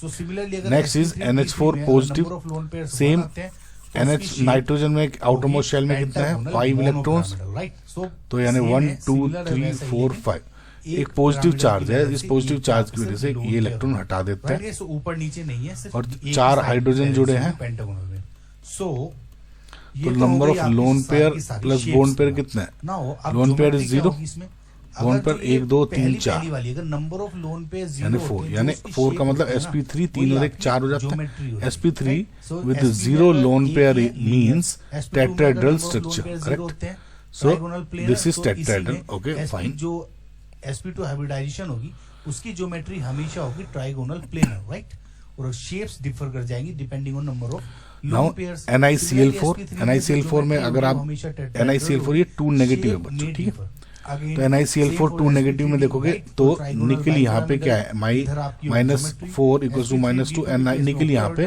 +2 ऑक्सीडेशन स्टेट में है, +2 का मतलब होता है 3D8, ये हो गया Ni+2। नाउ 3D8 है, अब यहाँ पे क्लोरीन है, तो क्लोरीन क्या है, एक वीक फील्ड लिगेंड है, 4 कोई भी आपको कोई भी क्लोरीन है ना, तो इसमें क्या हो जाता है, इलेक्ट्रोनेगेटिविटी वाला एलिमेंट चुनना है, 1 2 3 4 5 6 7 8 वीक फील्ड लिगेंड है ना, तो आगे नहीं जोड़ेंगे, सिंपल 4 क्लोरीन जोड़ने 1 2 3 4, तो क्या हो गया sp3, ये हमेशा ध्यान sp3 हाइब्रिडाइज्ड हो गया, H एंड F यानी हाइड्रोजन एंड क्लोरीन, और sp3 हुआ है, तो इसका मतलब क्या है, ये टेट्राहेड्रल मानते हैं उसको, करेक्ट, 4 स्क्वायर प्लेनर नहीं होगा, स्क्वायर प्लेनर के लिए आपके लिए यहाँ पे होना चाहिए ज्यादातर dsp2, करेक्ट, इसमें ऑक्सीजन, तो ये तो हो गया आपका tetrahedral. Next is XeF4, same तरीके से XeF4 को देख लेते हैं, अगर आप कहेंगे कि भाई 1 2 3 4 5 6 7 8, जीनोन के आउटरमोस्ट शेल में 8 होते हैं क्योंकि नोबल गैस है, 4 फ्लोरीन है 1 2 3 4, उसके अलावा ओके, सेंट्रल एटम हमेशा लोन पेयर कितना हो गया ये, तो bond pair plus lone pair कितना हो गया, लीस्ट इलेक्ट्रोनेगेटिव वाला loan pair is 2, bond pair 1 2 3 4 यानी 6 का मतलब sp3 3 और 1 4 और 2 sp3d2, sp3d2 with 2 lone pairs is मैंने सेंट्रल एटम मान लिया, अब स्क्वायर प्लेनर, तो ये स्क्वायर प्लेनर है, नॉट वो। सिमिलरली जब आप PtCl4 2 नेगेटिव में देखते हो, एटॉमिक नंबर है वो 8 है, अब PtCl4 2 नेगेटिव में इलेक्ट्रॉन से आउटरमोस्ट शेल में ऐसे क्रॉस से प्लेटिनियम इज इन आपका 1 2 3 जैसे +2 ऑक्सीडेशन स्टेट, आउटरमोस्ट शेल के इलेक्ट्रॉन्स लिख लिए। अब क्या करना यानी Pt H के आउटरमोस्ट शेल पेयर्स देखने, तो इसमें सिग्मा कितना, जिसका एटॉमिक नंबर 78 होता है +2 में, इसका मतलब बेसिकली 1 and 2, राइट, सिमिलरली 8, तो ये 5D8 होगा इसका, और घटा दें। नौ एक बच्चे ध्यान रखना क्योंकि 5D8 है, तो इसमें क्या होता है कि जो क्लोराइड आयन है इस केस में वीक फील्ड लिगेंड नहीं बिहेव करता, it act as a strong field ligand, तो इसका मतलब जब आप 8 इलेक्ट्रॉन्स सिमिलरली 6 बॉन्ड किस तरह बन जाएंगे, फिल करते हो तो 1 2 3 4 5 6 7 8 ऐसे भरोगे, ओके, सो अब आपको कितने 4 Cl जोड़ने, तो 1 2 3 4 यानी dsp2, dsp2 का मतलब होता है स्क्वायर प्लेनर, तो यानी ये भी नहीं है, जो ट्रांजिशन मेटल्स, ओके, अब इसकी तरह तो ये भी क्या हो जाएगा, टेट्राहेड्रल हो जाएगा। नेक्स्ट इज SeF4, इलेक्ट्रॉन्स हैं, जो सेलेनियम है इज फ्रॉम ऑक्सीजन फैमिली, यानी इसके आउटरमोस्ट शेल में अगेन 6 इलेक्ट्रॉन्स हो जाएंगे, यानी 4f, एक lone pair plus bond pair कितना हो गया, 1 2 3 4 5, sp3 3 और 1 4d, sp3d with 1 lone pair, sp3d with 1 lone pair is again seesaw, वही, तो SF4 की तरह हो गया, इसमें तो ये भी आपका सीसॉ ये नहीं है, NiCN6 में जस्ट लाइक दिस, इसमें जो निकिल है उसके आउटरमोस्ट जो ऑक्सीजन स्टेट है इज +2, ये तो बेसिक्स और निकिल का जो यहाँ पे जो नंबर ऑफ क्वेश्चंस अब करते हैं, स्टेट CO2 है में वो है 3D8, कार्बन और ऑक्सीजन लेकिन यहाँ पे की डिफरेंस ये है कि यहाँ पे Cl वीक फील्ड लिगेंड था, इधर स्ट्रॉन्ग फील्ड लिगेंड हो जाएगा। तो Cn यहाँ पे जब स्ट्रॉन्ग फील्ड लिगेंड बिहेव कर रहा है तो जब ये 8 इलेक्ट्रॉन आपके भरेंगे तो 1 2 3 4 5 6 7 एंड 8 इस तरह भर जाएंगे। यानी 4 Cn जब आप जोड़ते हो के 2 एटम्स है तो 1 2 3 एंड 4 DsP2 हो जाएगा, यानी स्क्वायर प्लेन। तो ये डबल बॉन्ड बनाता है। तो इसका मतलब क्या हुआ, इसका मतलब बॉन्ड बना देंगे। अगर आपको नहीं पता तो इनसे तो इसका मतलब कितने काउंट हो गए 1 क्रॉस से 2, एक जो सिग्मा प्लस यानी 2 स्ट्रक्चर ऐसे हैं जो टेट्राहेड्रल है, इसमें दिया हुआ है 3, इसका मतलब ये क्या हो गया, फॉल्स, इनकरेक्ट स्टेटमेंट हो गया। तो हाइब्रिडाइजेशन क्या होगी इसकी? Okay, next statement is in this set is का all the molecules have incomplete octet around central atom. उसका स्ट्रक्चर कैसा होगा? Linear C double bond O, यानी ये जो एंगल तो इनकम्प्लीट ऑक्टेट का मतलब है कि सेंट्रल एटम के वैलेंस शेल में 8 से कम इलेक्ट्रॉन्स है। दो सिग्मा, ये दो तो बच्चों इसकी कैलकुलेट नहीं करूंगा। ये सिग्मा या तो आप एक LP ट्रिक से कर लो, या फिर बहुत बार क्या होता है कि इनका लुईस स्ट्रक्चर वगैरह बनाने में बहुत दिक्कत होती है, आपको पता है। देखो एक चीज मैं एक बार आपको बता दूं, इसका मैं ट्रिक भी बताऊंगा अभी आपको। ये देखिए नॉर्मली जैसे बोरोन के कंपाउंड्स हैं जैसे BF3 BCl3 BH3 BBr3, कम इलेक्ट्रोनेगेटिव है, इनमें 6 वैलेंस इलेक्ट्रॉन्स होते हैं, यानी इनकम्प्लीट। बेरिलियम के कंपाउंड्स हैं जैसे BeCl2 BeH2, इसमें 4 वैलेंस इलेक्ट्रॉन्स होते हैं, यानी इनकम्प्लीट ऑक्टेट। एल्यूमिनियम के कुछ कंपाउंड जैसे AlCl3 AlH3 6 वैलेंस इलेक्ट्रॉन्स रखते हैं, यानी sigma LP plus incomplete octet. Again जैसे LiCl हो गया, इसमें भी 2 इलेक्ट्रॉन है, इनकम्प्लीट ऑक्टेट। लेकिन एक आपको एक मैं ट्रिक बताता हूँ एग्जाम में, अगर आपको देखना है ना, शॉर्टकट तरीका है। कभी कभी ये क्वेश्चन पूरे क्वेश्चन को गड़बड़ कर देते हैं। देखो नाइट्रोजन के आउटर मोस्ट शेल में है 5 इलेक्ट्रॉन्स है ना, ऑक्सीजन 2 है, तो ऑक्सीजन आता है डबल बॉन्ड 2 ऐसे।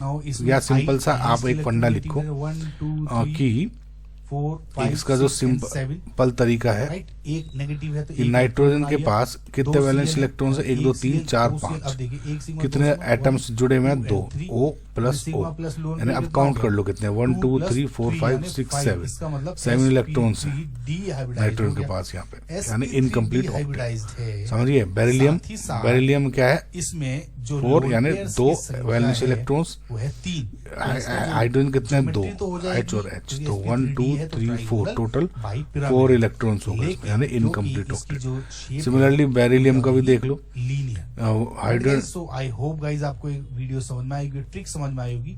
सो thank you for watching guys. BF3 outermost shell में 3, कितने फ्लोरीन है, 3, तो काउंट करो 1 2 3 4 5 6 वैलेंस इलेक्ट्रॉन्स होंगे इसमें, तो ये भी इनकम्प्लीट ऑक्टेट। सिमिलरली AlCl3 में भी आप ऐसे ही कर सकते हो। एल्यूमिनियम में के आउटर मोस्ट शेल में 3, और कितने क्लोरीन कितने हैं, 3, तो 3 4 5 6 इलेक्ट्रॉन्स, तो ये भी है। समझ में आ गया? All the incomplete octet around central atom, this is correct statement. ये जो ट्रिक है वो मैं जो बताई है आपको, वो बहुत अच्छी ट्रिक है, समझ में आ जाएगा आपको। सो इसका मतलब statement 1 is false, statement 2 is true, option number 3 is your correct answer. Given below are 2 statements. Statement 1 है कि अमॉन्ग दीज कंपाउंड्स, उन्होंने बोला है कि जो ये MnH2O है, correct, it has the maximum number of unpaired electrons. देखो बच्चों, पहला कंपाउंड देखते हैं, CuNH3 2+, करेक्ट। तो अगर गौर से देखिए, यहाँ पे जो कॉपर है सेंट्रल मेटल एटम, उसका इलेक्ट्रॉनिक एटॉमिक नंबर इज 29 ना। 29 का मतलब है, और इसकी ऑक्सीजन स्टेट क्या हो जाएगी, Cu2+। मैंने आपको एक ऑलरेडी एक ट्रिक बता चुका हूँ कि जब 3D सीरीज के जितने भी एलिमेंट्स हैं, तो उसमें अगर आपको एटॉमिक नंबर पता है, 9 + 2 कितना हो गया, 11, माइनस ये चार्ज कितना है, 2, कितना हो गया, 9, तो जो 9 आएगा वो इसका इलेक्ट्रॉनिक कन्फिग्रेशन का 3D 9, करेक्ट। नाउ अब ये 3D 9 आ गया है, देखो इसका कन्फिग्रेशन में अगर आप 9 इलेक्ट्रॉन्स देखोगे तो कैसे होगा, 1 2 3 4 5 6 7 8 9। अब ये जो D9 है, इसमें सिर्फ एक ही अनपेयर्ड इलेक्ट्रॉन है। एक बात ध्यान रखना, इर्रेस्पेक्टिव ऑफ कि अमोनिया या कोई दूसरा लीगेंड है जो वो स्ट्रॉन्ग फील्ड लीगेंड है या फिर वीक फील्ड लीगेंड है, इर्रेस्पेक्टिव ऑफ दिस, क्योंकि यहाँ पे 3d9 एक ही इलेक्ट्रॉन, एक ही ऑर्बिटल और एक ही है यहाँ पे, तो यहाँ पे हमेशा एक अनपेयर्ड इलेक्ट्रॉन्स ही बचेगा, राइट। तो यहाँ पे क्या है, एक अनपेयर्ड इलेक्ट्रॉन है। अब जब आप निकिल के दो ये सेकंड और थर्ड कंपाउंड्स को देखते हो, तो इन दोनों में ही निकिल सेंट्रल मेटल एटम है एंड निकिल का एटॉमिक नंबर इज 28, और इन दोनों में ही यहाँ पे भी और यहाँ पे भी nickel is in +2 oxidation state, यानी 8 9 10 -2 8, यानी इसका हो जाएगा 3d8। तो इसमें भी हमेशा दो अनपेयर्ड इलेक्ट्रॉन्स रहेंगे। कैसे, देखो ये हो गया T2G एंड ये EG, रेस्पेक्टिव ऑफ कि यहाँ पे आपको कोई वीक फील्ड लिगेंड है या स्ट्रॉन्ग फील्ड लिगेंड है। अब पहले तो आपको इलेक्ट्रॉनिक भरने हैं। अब देखो, अगर मैं सबके एक एक करके भरता हूँ, ठीक है, तब भी मुझे 8 इलेक्ट्रॉन्स ही भरने हैं ना। तो 1 2 3 4 5 6 7 8, तो यही है। और अगर मैं पहले पेयरिंग करता हूँ, यानी 1 2 3 4 5 6 7 8, तब भी यही है। तो स्ट्रॉन्ग फील्ड लिगेंड या वीक फील्ड लिगेंड कुछ भी हो, मुझे डजंट मैटर। अगेन D8 है, तो यहाँ पे D8 में भी मेरे नंबर ऑफ अनपेयर्ड इलेक्ट्रॉन्स 2 ही होंगे। तो यहाँ पे 2 हो गया दोनों में, समझ में आया बच्चों ना। अगेन जो लास्ट है Mn का, इसमें भी मैंगनीज का एटॉमिक नंबर इज 25, यहाँ पे H2 न्यूट्रल है, तो 2+ क्या हो जाएगा, Mn2+, तो Mn2+ यानी 5 6 7 -2 यानी 3d5।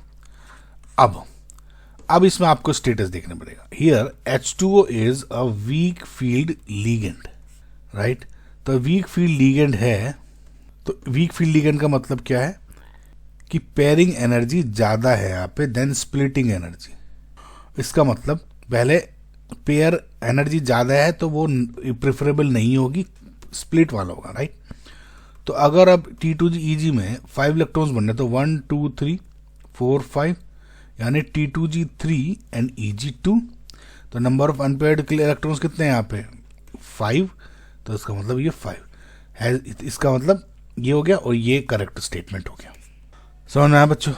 अब आते हैं सेकंड स्टेटमेंट पे। इन्होंने कहा है कि नंबर ऑफ पेयर्स अमॉन्ग इन सब में that contains only diamagnetic species is 2।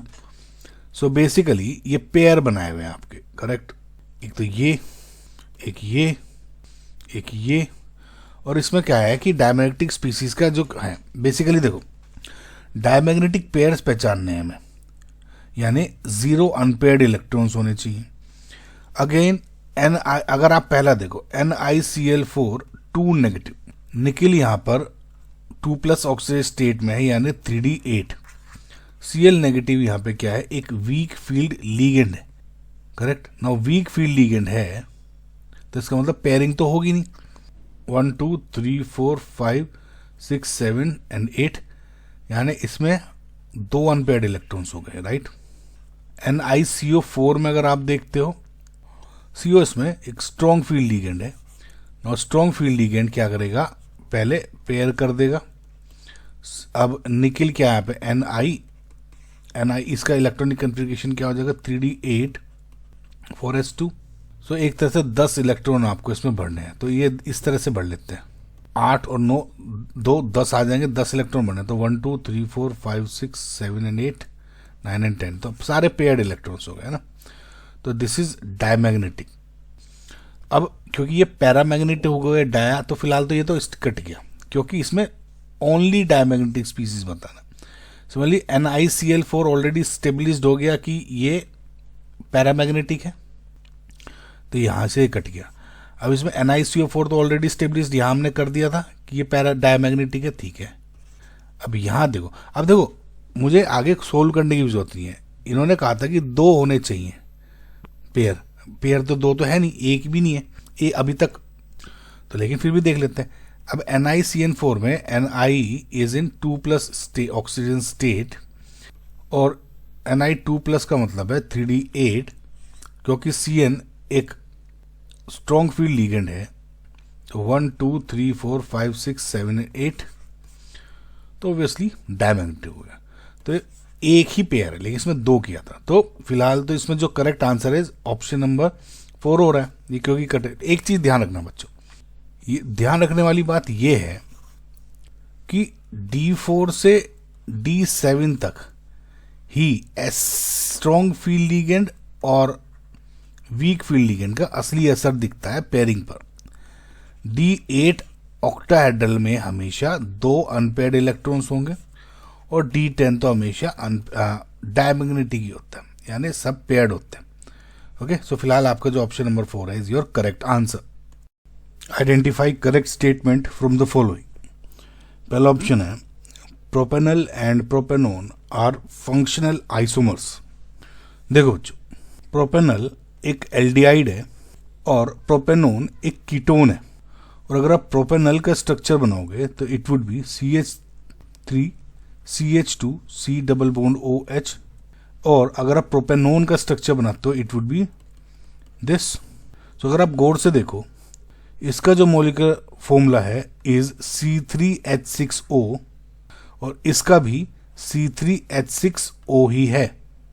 So whenever molecular formula अगर सेम है लेकिन फंक्शनल ग्रुप्स अलग हैं तो इनको क्या बोलते हैं? They are known as functional isomers. So इसका मतलब जो ये स्टेटमेंट है this is correct. Now B statement is ethoxy ethane and methoxy propane are metamers. देखो बच्चे, मेटामेरिज्म तब होता है जब एक ही फंक्शनल ग्रुप, जैसे यहां पर ईथर ग्रुप है, तो एक ही फंक्शनल ग्रुप के दोनों तरफ जो कार्बन एटम्स की डिस्ट्रीब्यूशन है वो अलग अलग हो। सो अगर मैं इथोक्सी इथेन को बनाऊं तो ethoxy ethane would be C2H5O C2H5, तो ये हो गया group, and methoxy propane would be CH3O C3H7। सो अगर आप दोनों का मॉलिक्यूलर फॉर्मूला अगर आप देखो तो 2 इसका क्या है C4H10O एंड सिमिलरली इसका क्या है C4H10O।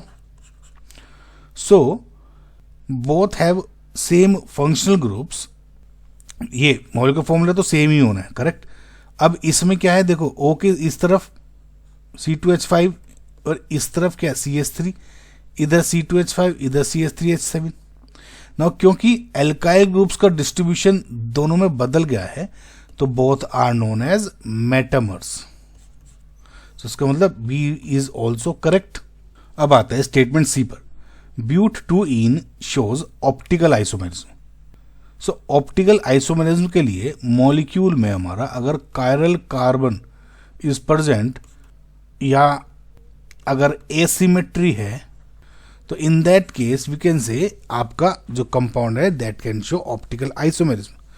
लेकिन अगर आप ब्यूट 2ene का स्ट्रक्चर को देखो, इसमें कोई भी कायरल सेंटर नहीं है क्योंकि इस कार्बन पे 3 H है, इस पे 1 H है, ये डबल बॉन्ड हो गया, sp3 हाइब्रिडाइज होना चाहिए आपका chiral carbon, right.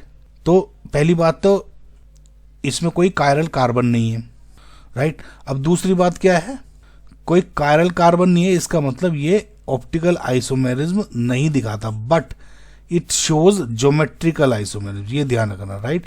C double bond C H H CH3 तो सिस्टांस वगैरह दिखा सकता है, फिलहाल ऑप्टिकल नहीं दिखा रहा, तो इसका मतलब ये करेक्ट। नेक्स्ट स्टेटमेंट डी बोल रहा है कि but 1ene and but 2ene are functional isomerism. So but 1ene और ब्यूट 2ene ये हो गए, दोनों ही एल्कीन्स हैं। एल्कीन्स हैं इसका मतलब फंक्शनल ग्रुप सेम है, डबल बॉन्ड। और अगर बोर्ड से देखो, इन दोनों में सिर्फ और सिर्फ जो डबल बॉन्ड है उसकी पोजीशन चेंज हो रही है। एक कार्बन में ये नंबर 1 पर है और दूसरे में नंबर 2 पर है, इसलिए इस टाइप के आइसोमर्स को आप क्या बोलते हो? Position isomers and not functional isomers, correct. Functional में क्या है, डिफरेंट होने चाहिए ना, इसमें सेम है दोनों में, तो ये भी इनकरेक्ट हो गया। ई बोल रहा है कि pentane and 2,2 dimethyl propane are chain isomers. So ये हो गया आपका pentane, this is 2,2 dimethyl propane, single bond है ना। सो इसमें पेंटेन एक सीधी चेन वाला मॉलिक्यूल है, 5 कार्बन है इसमें इनर रो, जबकि 2,2 डाइमिथाइल प्रोपेन, जिसे हम नियोपेंटेन भी कहते हैं, इसमें कार्बन का अरेंजमेंट ब्रांच्ड है, नंबर ऑफ कार्बन सेम है 5, यानी और इन दोनों का ही जो मॉलिक्यूलर फॉर्मूला है इज C5H12 C5H12। पर इनका जो कार्बन स्केलेटन है, यानी या कहूँ तो जो चेन है, ये स्ट्रेट चेन है, ये इसमें जो चेन है उसकी लेंथ कम है। In fact this is more of a branched compound, right. तो जिसमें नंबर ऑफ कार्बन सेम है, आपका मॉलिक्यूलर फॉर्मूला सेम है, सिर्फ और सिर्फ ये जो चेन्स है ये डिफरेंट है, ब्रांचेस इंक्रीज हो रहे हैं, तो इस टाइप के आइसोमर्स को क्या बोलता हूँ, चेन आइसोमर्स, यानी दिस इज करेक्ट स्टेटमेंट। सो जब करेक्ट क्या हो गया, ABE, यानी आपका जो ऑप्शन नंबर 3 है is your correct answer. Identify the correct statements. पहला है arginine and tryptophan are essential amino acids. देखो बच्चों, ये जो स्टेटमेंट है वो एकदम करेक्ट स्टेटमेंट है। एसेंशियल अमीनो एसिड्स वो होते हैं जो हमारी बॉडी खुद नहीं बना सकती और हमें डाइट से लेना पड़ता है। इन्हें याद रखने के लिए एक सिंपल सी ट्रिक है। ट्रिक क्या है, ये है प्राइवेट टिम हॉल। जैसे सेविंग प्राइवेट रायन आपने मूवी देखी होगी ना, सेविंग प्राइवेट रायन। तो ये जो प्राइवेट क्या है, बेसिकली आर्मी की एक पोजीशन है, तो ऐसे प्राइवेट टिम हॉल है एक बंदा, ठीक है। ओके, सो अब इसमें अर्जिनाइन और ट्रिप्टोफैन पूछा हुआ है। सो अर्जिनाइन ये रहा और ट्रिप्टोफैन ये रहा। इसको आप अगर आप नाम से भी देखोगे ना तो ऐसे ए रहा और टी यहाँ पे है, कोई सा ना कोई सा हो जाएगा, मतलब थोड़ा सा आपको पढ़ोगे आइडिया हो जाएगा ना। तो फिलहाल ये है प्राइवेट टीम हॉल से, अगर आप इसे याद कर लोगे तो करेक्ट हो जाएगा आपका। नहीं तो बच्चों इसको तो फिर याद ही रखना पड़ता है, नहीं तो कोई तरीका नहीं है। सो फिलहाल जो ये स्टेटमेंट है this is correct. Next statement is histidine does not contain heterocyclic ring in its structure. देखो अगेन हिस्टिडाइन क्या है, एक एसेंशियल अमीनो एसिड होता है, याद रखना है ना, जस्ट FYI। देखो मैं इसको और थोड़ा सा एक्सप्लेन करके बताता हूँ। जो हिस्टिडाइन है उसका स्ट्रक्चर कुछ ऐसा दिखता है। ओके, सो हिस्टिडाइन के पास ये एक जो रिंग होती है, ये इस रिंग को क्या बोलते हैं, इमिडाजोल रिंग। इमिडाजोल है बेसिकली स्ट्रक्चर ये ना। सो इमिडाजोल पे ये बाकी का स्ट्रक्चर जुड़ गया। सो ये जो इमिडाजोल रिंग है ये एक हेट्रोसाइक्लिक रिंग होती है, क्योंकि इस रिंग में कार्बन के अलावा नाइट्रोजन एटम भी प्रेजेंट है, इसलिए ये हेट्रोसाइक्लिक रिंग है। तो ये कहना कि इसमें हेट्रोसाइक्लिक रिंग नहीं होती ये गलत होगा। ओके, तो incorrect. Next is proline is a 6 membered cyclic ring amino acid. देखो प्रोलीन का जो स्ट्रक्चर है कुछ ऐसा दिखता है। ओके, सो ये बच्चों ध्यान रखना कि प्रोलीन एक साइक्लिक अमीनो एसिड है, एक्चुअली एक इमिनो एसिड बोलेंगे इसको, लेकिन ये 5 मेंबर्ड रिंग है, 6 मेंबर्ड रिंग नहीं होती। और जो इसकी रिंग है इसको हम पायरोलिडीन भी बोलते हो। तो ये क्या हो जाएगा, इनकरेक्ट हो गया इसकी, ठीक है। Next is glycine does not have chiral centre. देखो बच्चों ये जो स्ट्रक्चर है ये ग्लाइसिन का है, और आप गौर से देखोगे ये एक कार्बन है, इधर ये और ये तो डिफरेंट है, लेकिन दोनों तरफ इधर H जुड़े हुए हैं। तो यहाँ पे जो सेंट्रल कार्बन है 2 हाइड्रोजन एटम की जुड़े होने की वजह से जो ग्रुप्स हैं वे सेम हो गए, इसलिए कि क्या है, ग्लाइसिन एक ए कायरल कंपाउंड है, उसके पास कोई कायरल सेंटर नहीं होता, यानी D is correct. E statement is cysteine has characteristic features of side chain as this. देखो सिस्टीन का जो स्ट्रक्चर है ये कुछ ऐसा होता है, correct.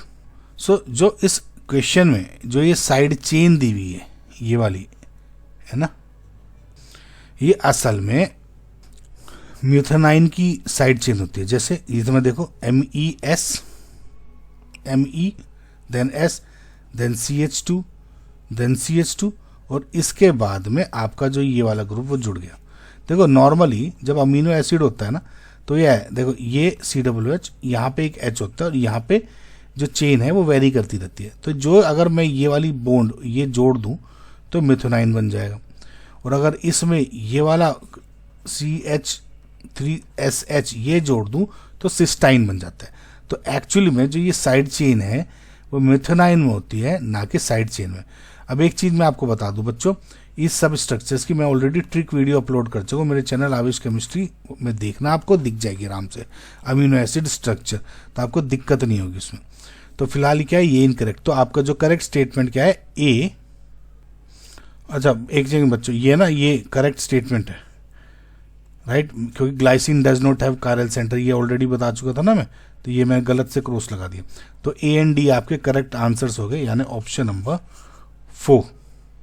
Which of the following graphs between pressure versus volume represent the maximum work done? तो बच्चों जब भी आपका कोई पीवी ग्राफ होता है, राइट, तो जब उसमें आप वर्क डन कैलकुलेट करते हो तो जो उस ग्राफ की लाइन के नीचे जितना भी एरिया कवर्ड है वो उसका वर्क डन रिप्रेजेंट करता है, राइट। और अगर ये ऐसे ही कोई साइक्लिक प्रोसेस हो गया तो वो जो एरिया एनक्लोज्ड है वो उसका वर्क डन होता है ना। अगर ये कहना है कि मैक्सिमम वर्क डन किस में होगा, अगर जिसमें भी ये जो एरिया है वो ग्रेटर होगा वो उसका वर्क डन भी ज़्यादा ही होगा। ये सिंपल सा फंड है ना। अगर अब इस ग्राफ 2 को देखो, ये एक स्ट्रेट लाइन, इस डॉटेड लाइन से कंफ्यूज मत हो ना, ये एक आइसोकोरिक प्रोसेस है सिंपल, यहाँ से 1 से 2 पे जा रहा है ना। वर्क डन क्योंकि P del V होता है, del V अगर 0 है तो ऑब्वियसली वर्क डन 0 होगा। ये स्ट्रेट लाइन भी है, स्ट्रेट लाइन का कोई एरिया कवर नहीं करा, तो ये तो कोई वर्क डन होगा, इसको काट दो, स्ट्रेट फॉरवर्ड हो जाएगा। अब इसमें 1 और 2 में देखोगे तो ये एरिया एनक्लोज्ड ये आ रहा है, क्योंकि ये साइक्लिक प्रोसेस है, और ये यहाँ से सिर्फ और सिर्फ यहाँ पे जा रहा है, और इसका एरिया एनक्लोज्ड ये है। वैसे तो देखने से पता लग रहा है, क्योंकि 2 0 से 2 0 से 2 0 2 4.9, क्योंकि ये सब सेम है तो एरिया ऑब्वियसली ज़्यादा हो जाएगा। वैसे भी अगर आप देख लो, ये जो लाइन है ये जो लाइन है वो ये है, ठीक है, समझ रहे हो। तो यानी अगर मैं इसको और इसको कंपेयर करूं तो इसमें जो ये एरिया हो गया ये वाला एरिया है, तो ऑब्वियसली इसमें एरिया ज़्यादा है, ये कम है। और इसमें भी अगर आप देखोगे तो ये एरिया ऑब्वियसली ज़्यादा लग रहा है, ये थोड़ा सा ऊपर, ये साइक्लिक ऐसा कर दिया, इसमें ऐसे, ठीक है। तो आपको देख के पता लग गया होगा कि option number 4 is your correct answer. For the reaction N2O4 to NO2 equilibrium है, graph is plotted as shown below, identify correct statements. देखो बच्चों एक चीज ध्यान रखना, ये डेल जी नोट वाला क्वेश्चन है। जब भी आप जी यानी free energy change versus composition या एक्सटेंट ऑफ रिएक्शन के ऊपर ग्राफ बनाते हो तो कुछ देखो, लेट जस्ट से कि कुछ इस तरह के ग्राफ बनते हैं, कभी ये बन सकता है, राइट, ये बन सकता है, या फिर ये कुछ इस टाइप का बन गया। तो इसका आपको अंतर समझना पड़ेगा। व्हेनेवर जैसे ये रिएक्टेंट है और लेट जस्ट से ये मैं आपको प्रोडक्ट मानता हूँ, ठीक है। अब ये मान के चलो जब ये ग्राफ इस तरह आ रहा है लेट जस्ट से यहाँ तक, तो ये जो रिएक्टेंट या फाइनल प्रोडक्ट इस तरह का ग्राफ है, तो इस केस में जी इज ऑलवेज, जो जी रिएक्शन है वो लेस देन 0 है। जब इस तरह का ग्राफ बनता है तो इसका मतलब होता है जी इज ग्रेटर देन 0। ये वाला जो पॉइंट है ये, इसका मतलब है जी इक्वल्स टू 0, यानी ये पॉइंट जो है आपका रिप्रेजेंट्स इक्विलिब्रियम। समझ में? सो जैसे अगर मैं इस तरह का ये वाला जो ग्राफ बना है इस तरह का ग्राफ हो गया कि अगर ए पॉइंट ये है और बी पॉइंट ये है, तो ओवरऑल मैं ये कह सकता हूँ कि अगर मैं पूरा ओवरऑल की बात कर रहा हूँ तो ये प्रोडक्ट हो गया, ये ए रिएक्टेंट का हो गया। तो सेम इसमें भी दिखा रहा है। तो अगर आप पहला ऑप्शन देखें कि standard free energy change of the reaction is -5.0। अब स्टैंडर्ड चेंज एनर्जी क्या होगा, del G naught equals to initial minus final minus initial. अब इसमें फाइनल क्या है, A to B, B minus ये पोजीशन जो ए होगा, यानी जो ये डिफरेंस है वो हो जाएगा इसका डेल जी नॉट। अब ये कितना दिया हुआ है 5.40। अब क्योंकि b ऊपर है a नीचे है तो b माइनस ये ज्यादा, ये प्लस 5.40 होगा। समझ में आया? अब क्योंकि पॉजिटिव है इसमें नेगेटिव है तो इसका मतलब गलत हो जाएगा।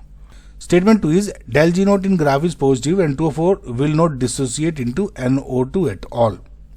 ये स्टेटमेंट बिल्कुल गलत है। देखो, भले ही डेल जी नॉट पॉजिटिव हो रिएक्शन तब तक आगे बढ़ती है जब तक इक्विलिब्रियम पॉइंट नहीं आता, जैसे ये इस केस में ई पॉइंट, या मैं जैसे ये वाला बता रहा था पॉइंट, करेक्ट। अब ग्राफ में देखो, पॉइंट ए से ई तक ग्राफ नीचे जा रहा है, मतलब रिएक्शन स्पॉन्टेनियस है, यानी G equals to del G equals to zero है, लेस देन जीरो, तो स्पॉन्टेनियस है, और थोड़ा डिसोसिएशन जरूर होगा। तो स्टेटमेंट बी भी क्या है, इनकरेक्ट है। क्यों? देखो ए से अगर ई तक आ रहा है, यहाँ पे इक्विलिब्रियम आ जाएगा, लेकिन यहाँ से यहाँ तक तो कुछ डिसोसिएशन हो ही रहा है ना, तो ये भी इनकरेक्ट हो गया। C is reverse reaction will go to completion. देखो केमिस्ट्री में इक्विलिब्रियम रिएक्शन कभी भी कंप्लीशन तक नहीं जाती, ये हमेशा ध्यान रखना। वो एक बैलेंस पॉइंट पर रुक जाती है, जितना रिएक्टेंट बन रहा है उतना प्रोडक्ट बन रहा है। तो हम ये नहीं कहेंगे कि रिएक्शन कभी भी कंप्लीट होगी, तो ये भी स्टेटमेंट क्या है, गलत हो गया। स्टेटमेंट दी को अब देखो, ये क्या कह रहा है, when 1 mole of N2O4 changes into equilibrium mixture, value of del G equals to minus 0.84 kilojoule पर मोल। देखो ग्राफ में पॉइंट ए से पॉइंट ई तक जो ड्रॉप जा रहा है वो कितना है, 0.84 का। जब रिएक्शन इक्विलिब्रियम मिक्सचर बनाती है तो सिस्टम की एनर्जी कम हो रही है, इसलिए चेंज क्या होगा, नेगेटिव। और वैसे भी यहां से भी दिख रहा है, अगर ई माइनस ए करोगे तो क्या होगा, छोटे से बड़ा माइनस कर रहे हो तो 0.84 विद माइनस साइन, तो इसका मतलब दिस इज करेक्ट स्टेटमेंट। ए से ई माइनस करोगे तो प्लस 0.84 होगा, जैसे यहाँ पे पॉजिटिव साइन था। ई स्टेटमेंट क्या है, ये 2 बार लिखा गया बच्चों, इसको हटा देना ना। When 2 mole of NO2 changes into equilibrium mixture, del G naught for equilibrium mixture is इतना। अगर हम प्रोडक्ट बी से इक्विलिब्रियम पॉइंट यानी ई की तरफ आए तो टोटल एनर्जी चेंज कितना होगा, ये बेसिकली पूछा जा रहा है। पॉइंट बी से ए तक का गैप है 5.40 और ए से ई तक का गैप है 0.84, तो बी से ई तक का गैप क्या हो जाएगा, 5.40 प्लस 0.84 यानी 6.24। अब क्योंकि एनर्जी कम हो रही है सिस्टम की, राइट, यानी फाइनल माइनस इनिशियल करोगे तो छोटा या बड़ा, तो विद नेगेटिव साइन, यानी माइनस 6.24। इसका मतलब दिस इज करेक्ट स्टेटमेंट। तो यानी आपका जो करेक्ट आंसर क्या हो गया, डी एंड ई, यानी option number 1 is your correct answer. Given below are 2 statements. So statement 1 दिया गया है कि when an electric discharge is passed through gaseous hydrogen, the hydrogen molecules dissociate and the energetically excited hydrogen atoms produce electromagnetic radiations of discrete frequencies। ये statement ये कह रहा है कि जब हम गैसेस हाइड्रोजन से इलेक्ट्रिक डिस्चार्ज पास करते हैं तो हाइड्रोजन मॉलिक्यूल्स टूटकर एक्साइटेड हाइड्रोजन एटम्स बनाते हैं जो डिस्क्रीट फ्रीक्वेंसीज की इलेक्ट्रोमैग्नेटिक रेडिएशन प्रोड्यूस करते हैं। देखो बच्चों ये स्टेटमेंट एकदम सही है। जब हाइड्रोजन एटम्स को एनर्जी मिलती है तो उनके इलेक्ट्रॉन्स हायर एनर्जी लेवल पर चले जाते हैं, करेक्ट। जब वो वापस नीचे आते हैं तो वो एनर्जी रिलीज करते हैं फोटोन्स के रूप में, क्योंकि इलेक्ट्रॉन्स सिर्फ फिक्स एनर्जी लेवल्स यानी ऑर्बिट्स के बीच में ही मूव कर सकते हैं, इसलिए निकलने वाली लाइट की फ्रीक्वेंसी भी फिक्स यानी डिस्क्रीट होती है, जिसे हम लाइन स्पेक्ट्रम कहते हैं। It is not a continuous spectrum, it is a line spectrum. इसका मतलब स्टेटमेंट 1 इज करेक्ट। अब आते हैं स्टेटमेंट 2 पर। ये थोड़ा ये क्या पूछ रहा है कि the frequency of second line of Barmer series obtained from He plus is equal to that of first line of Lyman series obtained from hydrogen atom। इसमें कहा गया है कि हीलियम प्लस की जो बार्मर सीरीज की सेकेंड लाइन की फ्रीक्वेंसी है वो हाइड्रोजन एटम की लाइमन सीरीज की फर्स्ट लाइन की फ्रीक्वेंसी के बराबर होती है। चलो इसे है ना आप कैलकुलेट ही कर सकते हैं ना। तो फ्रीक्वेंसी का फॉर्मूला होता है बोर्स मॉडल के हिसाब से nu is directly proportional to Z square 1/n² minus 1/n²। Now पहले He प्लस यानी एटॉमिक नंबर इक्वल्स टू 2 की बार्मर सीरीज की सेकेंड लाइन की बात करें तो बामर सीरीज का मतलब है n1 equals to 2, second line का मतलब है n2 इक्वल्स टू 2 प्लस 2 कर दो इसमें 4, तो जंप करके कहाँ से 2 से 4, so new H E plus क्या हो जाएगा, z क्या है 2 स्क्वायर 1/n1 यानी 2 स्क्वायर माइनस 1/4 स्क्वायर यानी 4 1/4 माइनस 1/16, ऊपर नीचे 16 से मिलेगा तो ये हो गया, तो यानी 4 इक्वल्स टू 3/16, 4 4 16 यानी 3/4, तो ये क्या हो गया 3/4।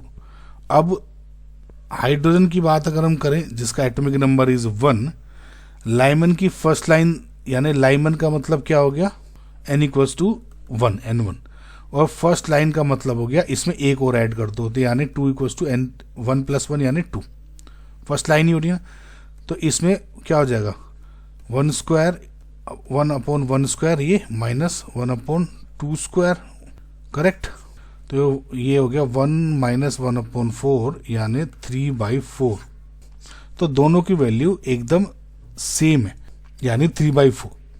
इसका मतलब है स्टेटमेंट 2 इज करेक्ट, यानी बोथ स्टेटमेंट 2 यानी ऑप्शन 1 क्या हो गया आपका करेक्ट आंसर हो गया। Pre exponential factors of two different reactions of same order are identical. Let activation energy of first reaction exceeds the activation energy of the second reaction by 20 kilojoule per mole. If K1 and K2 are the rate constants of first and second reaction respectively at 300 Kelvin, then ln K2 upon K1 will be. देखो इस question में हमें दो अलग reactions दी हुई है जिनका order same है और उनका प्री एक्सपोनेंशियल फैक्टर यानी A वैल्यू भी आइडेंटिकल है। हमें बताया गया है कि पहली रिएक्शन की जो एक्टिवेशन एनर्जी है लेट्स से EA1 वो दूसरी रिएक्शन की एक्टिवेशन एनर्जी से 20 किलो जूल पर मोल ज़्यादा है और हमें 300 केल्विन पर ln K2 अपॉन K1 की वैल्यू निकालनी है। सबसे पहले अर्हीनियस इक्वेशन को अगर आप ध्यान से याद करो तो वो क्या होती है K is equals to A into e की power minus EA upon RT। अगर हम दोनों रिएक्शंस के लिए इन रिएक्शंस को लिखो तो K1 equals to A minus EA1 upon RT हो जाएगा और दूसरी reaction K2 equals to A minus EA2 upon RT हो जाएगा क्योंकि A सेम है। अब क्योंकि A दोनों के लिए सेम है तो जब आप इनका रिएक्शंस लिखोगे यानी रेशियो करोगे K2 अपॉन K1 निकालना ना, K2 अपॉन K1 में डिवाइड कर दूं तो ये तो कट ही जाएगा पहले है ना, तो ये क्या हो जाएगा minus EA2 upon RT divided by e की power minus EA1 upon RT। ये क्या हो जाएगा ऊपर जाके ई की power equals to EA upon RT minus ये 1 है ना और ये माइनस EA2 अपॉन RT या फिर ई की power minus EA1 minus EA2 divide by RT, correct. अब दोनों तरफ अब ये क्या है K2 अपॉन K1 है, करेक्ट। अब दोनों तरफ अगर आप ln ले लो क्योंकि ln निकालना है तो ln K2 upon K1 ln E क्या हो जाएगा ये पूरा का पूरा बाहर EA1 minus EA2 upon RT, ये फाइनल आपकी जो है ln K2 अपॉन K1 की आ गई। ठीक है, अब बस आपको वैल्यूज पुट करनी है। EA1 माइनस EA2 अपॉन ये दी हुई है 20 किलो जूल पर मोल, ओके। अब बाकी सारी चीज़ें क्योंकि जूल पर मोल में है तो इसको 20 इंटू 1000 जूल पर मोल में हो जाएगा, ओके। डिवाइडेड बाई R क्या होगा 8.3 और टेम्परेचर क्या हो गया 300। और जब इसको पूरे को आप कैलकुलेट करते हो ये वैल्यू लगभग आपकी आ जाएगी 8.032 समथिंग, ठीक है।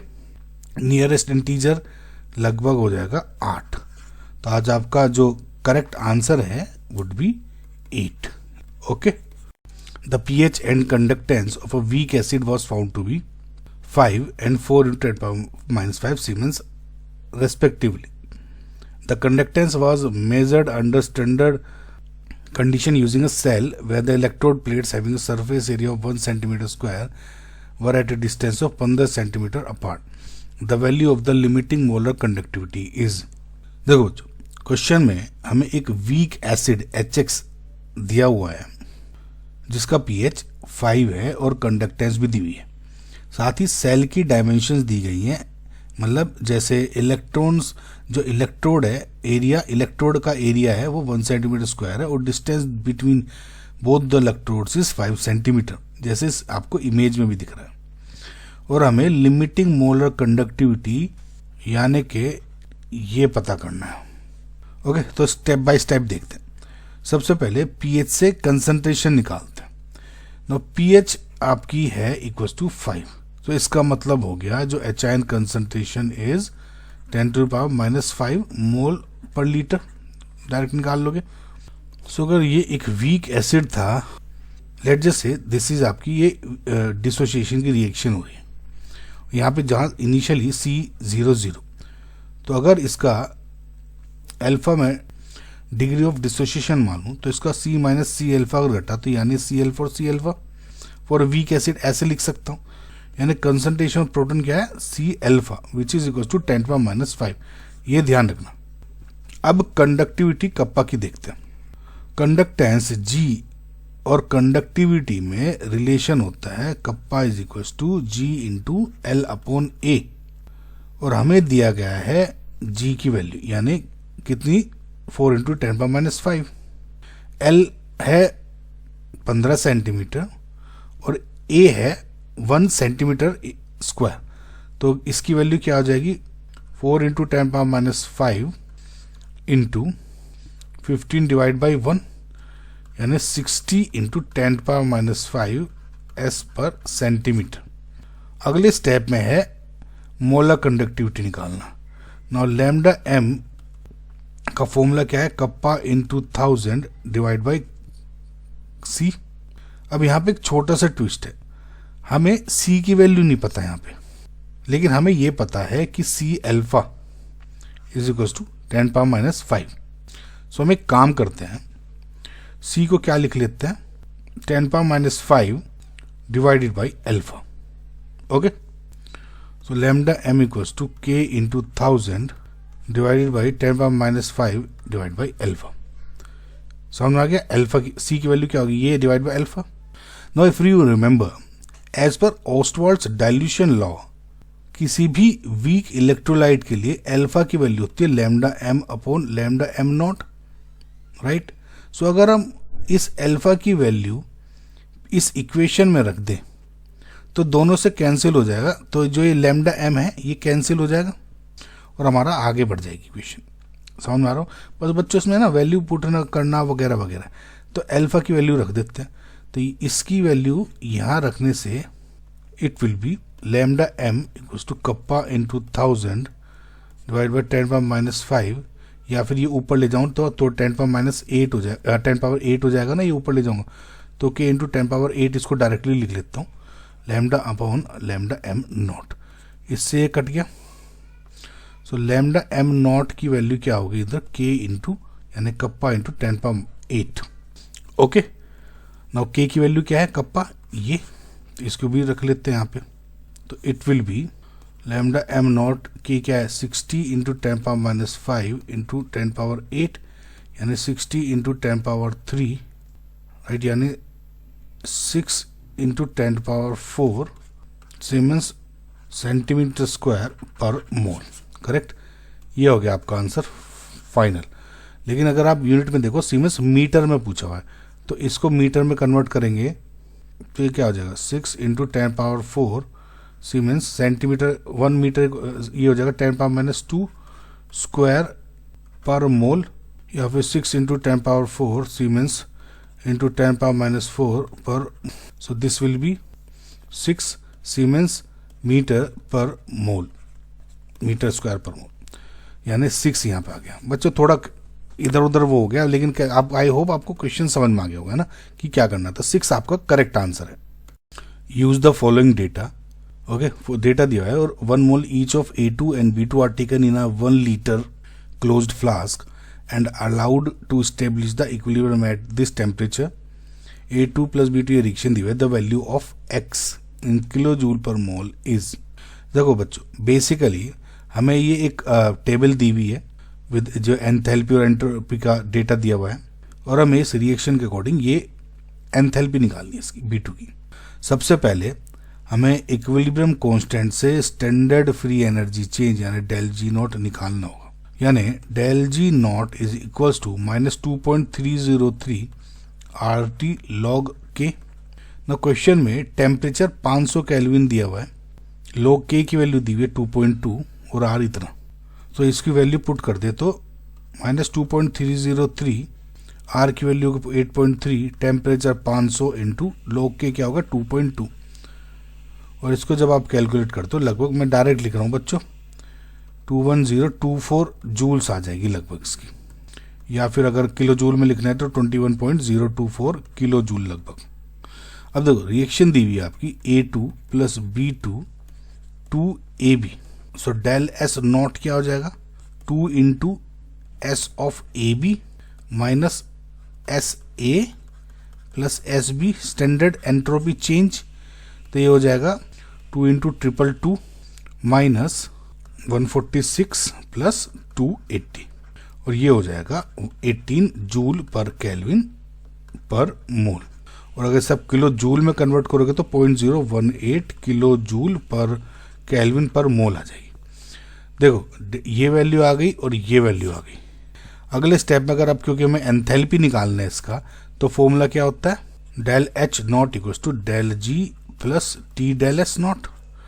तो डेल एच इससे अगर आप कैलकुलेट करते हो तो क्या आ जाएगा, डेल जी ओवरऑल क्या आ रही -21.024 किलो जूल में लिख रहे हैं, प्लस टेम्परेचर क्या है 500 इंटू डेल एस नोट क्या है 0.018, और डेल एच नोट इससे क्या आ जाएगा, it will be -12.024 kilo joules, correct. Now ये होगी, we can also calculate del H naught as, जैसे आपने एंट्रोपी का निकाला था, twice of del H enthalpy of formation of AB minus enthalpy of formation of A2 plus enthalpy of formation of B2, यानी ये हो गया ट्वाइस ऑफ 32 माइनस ये 6 प्लस एंथैल्पी इसकी इतनी है x, और ये इक्वल हो गया इसका -12.024, तो -12.024 equals to 64 minus 6 minus x, यानी 58 माइनस x, और ये क्या हो जाएगा x इक्वल्स टू 58 प्लस 12.024 यानी 70.024, नियरेस्ट इंटीजर करोगे तो लगभग 70 आ जाएगा। सो x की वैल्यू क्या होगी 70, and this is your correct answer. Consider the following reaction sequence और the percentage of nitrogen in product T formed is, ये पूछा हुआ है। देखो बच्चों, इस क्वेश्चन में हम बेंजीन से शुरू करके एक फाइनल प्रोडक्ट T तक पहुंचेंगे, राइट, और फिर उसमें नाइट्रोजन का परसेंटेज निकालना है। देखो सबसे पहले हम बेंजीन की रिएक्शन करवा रहे हैं किससे, कंसंट्रेटेड HNO3 और H2SO4 के साथ 333 केल्विन पर। देखो ये जो रिएक्शन मिक्स ये होता है, इसको आप बोलते हो एक तरह से नाइट्रेटिंग मिक्सचर, ओके। और नाइट्रेटिंग मिक्सचर मतलब ये एक बेसिकली नाइट्रेशन में काम आता है, और जब भी कहीं कंसंट्रेटेड HNO3 और कंसंट्रेटेड H2SO4 ये दिख जाए ना आपको, तो इसका मतलब ये समझो कि it's nothing but NO2 positive, बस ये काम है इसका। सो अब ये जब इससे बनाओगे तो इससे हमें रिएक्शन क्या मिल जाएगा, इससे NO2 पॉजिटिव डाल दोगे और ये इलेक्ट्रोफिलिक सब्स्टिट्यूशन रिएक्शन हो जाएगा, इलेक्ट्रोफाइल है NO2 यहां बन गया, तो ये क्या बन गया नाइट्रोबेंजीन, P है आपका नाइट्रोबेंजीन। अब इस नाइट्रोबेंजीन की रिएक्शन हो रही है SnHCl के साथ, और फिर लिखा है pH न्यूट्रलाइज्ड। देखो ये एक रिडक्शन की रिएक्शन होती है बेसिकली, ठीक है। ये क्या है, एक तरह से रिडक्शन हो रहा है, करता क्या है आपने देखो कई बार देख लिया होगा, RNO2 है ना, और ये SnHCl या Zn प्लस HCl लिख सकते हैं, कभी कभी Fe प्लस HCl वगैरह वगैरह लिख देते हैं। आपको करना क्या है, R को NH2 में ही कन्वर्ट करना होता है, अमीन में कन्वर्ट करना। तो जब आप ये बन गया तो यहाँ पे Q की वैल्यू क्या आ गई, Q would be aniline, correct. Nitrobenzene से एनिलिन पे आ गए। अब रिएक्शन हो रही है एसिटिक एनहाइड्राइड के साथ। देखो एसिटिक एनहाइड्राइड ये है क्या, CH3 C double bond O C double bond O CH3। ये थोड़ा मिसप्रिंट है बच्चों यहाँ पे, it should be O here. Okay, तो ये होता है बेसिकली एसिटिक एनहाइड्राइड। तो ये रिएक्शन बेसिकली जब भी आप एनिल की रिएक्शन या इसके साथ रिएक्शन करते हो ना, तो ये बेसिकली एनिलिन का एसिटाइलाइजेशन कर रहा है, एसिटाइलेशन, ताकि अमीनो ग्रुप की रिडक्टिविटी थोड़ी कम हो जाए और आगे की रिएक्शन कंट्रोल में रहे। सो कुल मिला के बेसिकली ये कर क्या रहा है कि मैं इसको यहां से बताता हूं। जो एनिलिन है ना, इसका एन ये अटैक करता है इस पे एक पे, और ये पूरा का पूरा ग्रुप टूट जाएगा।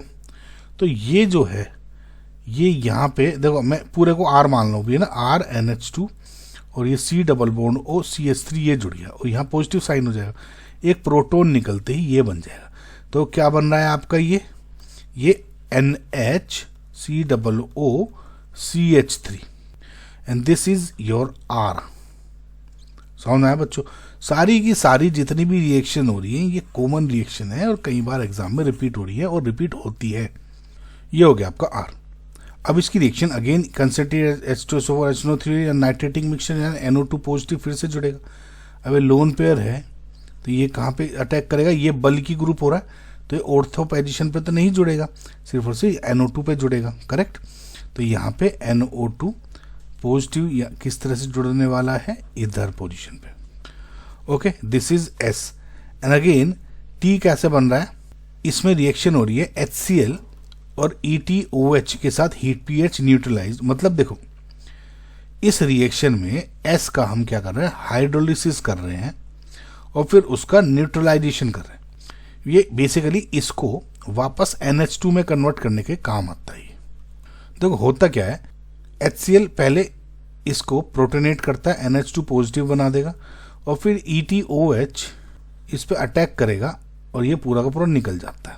करेक्ट, और बन क्या जाएगा, ये आपका वापस यानी NH2 और NO2 और ये आपका प्रोडक्ट है फाइनल T।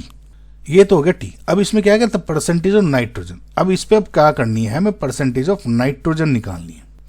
सबसे पहले इस नाइट्रोजन को इसको निकालने के लिए हम क्या करते हैं, सबसे पहले इसका मॉलिक्यूलर फॉर्मूला देखते हैं।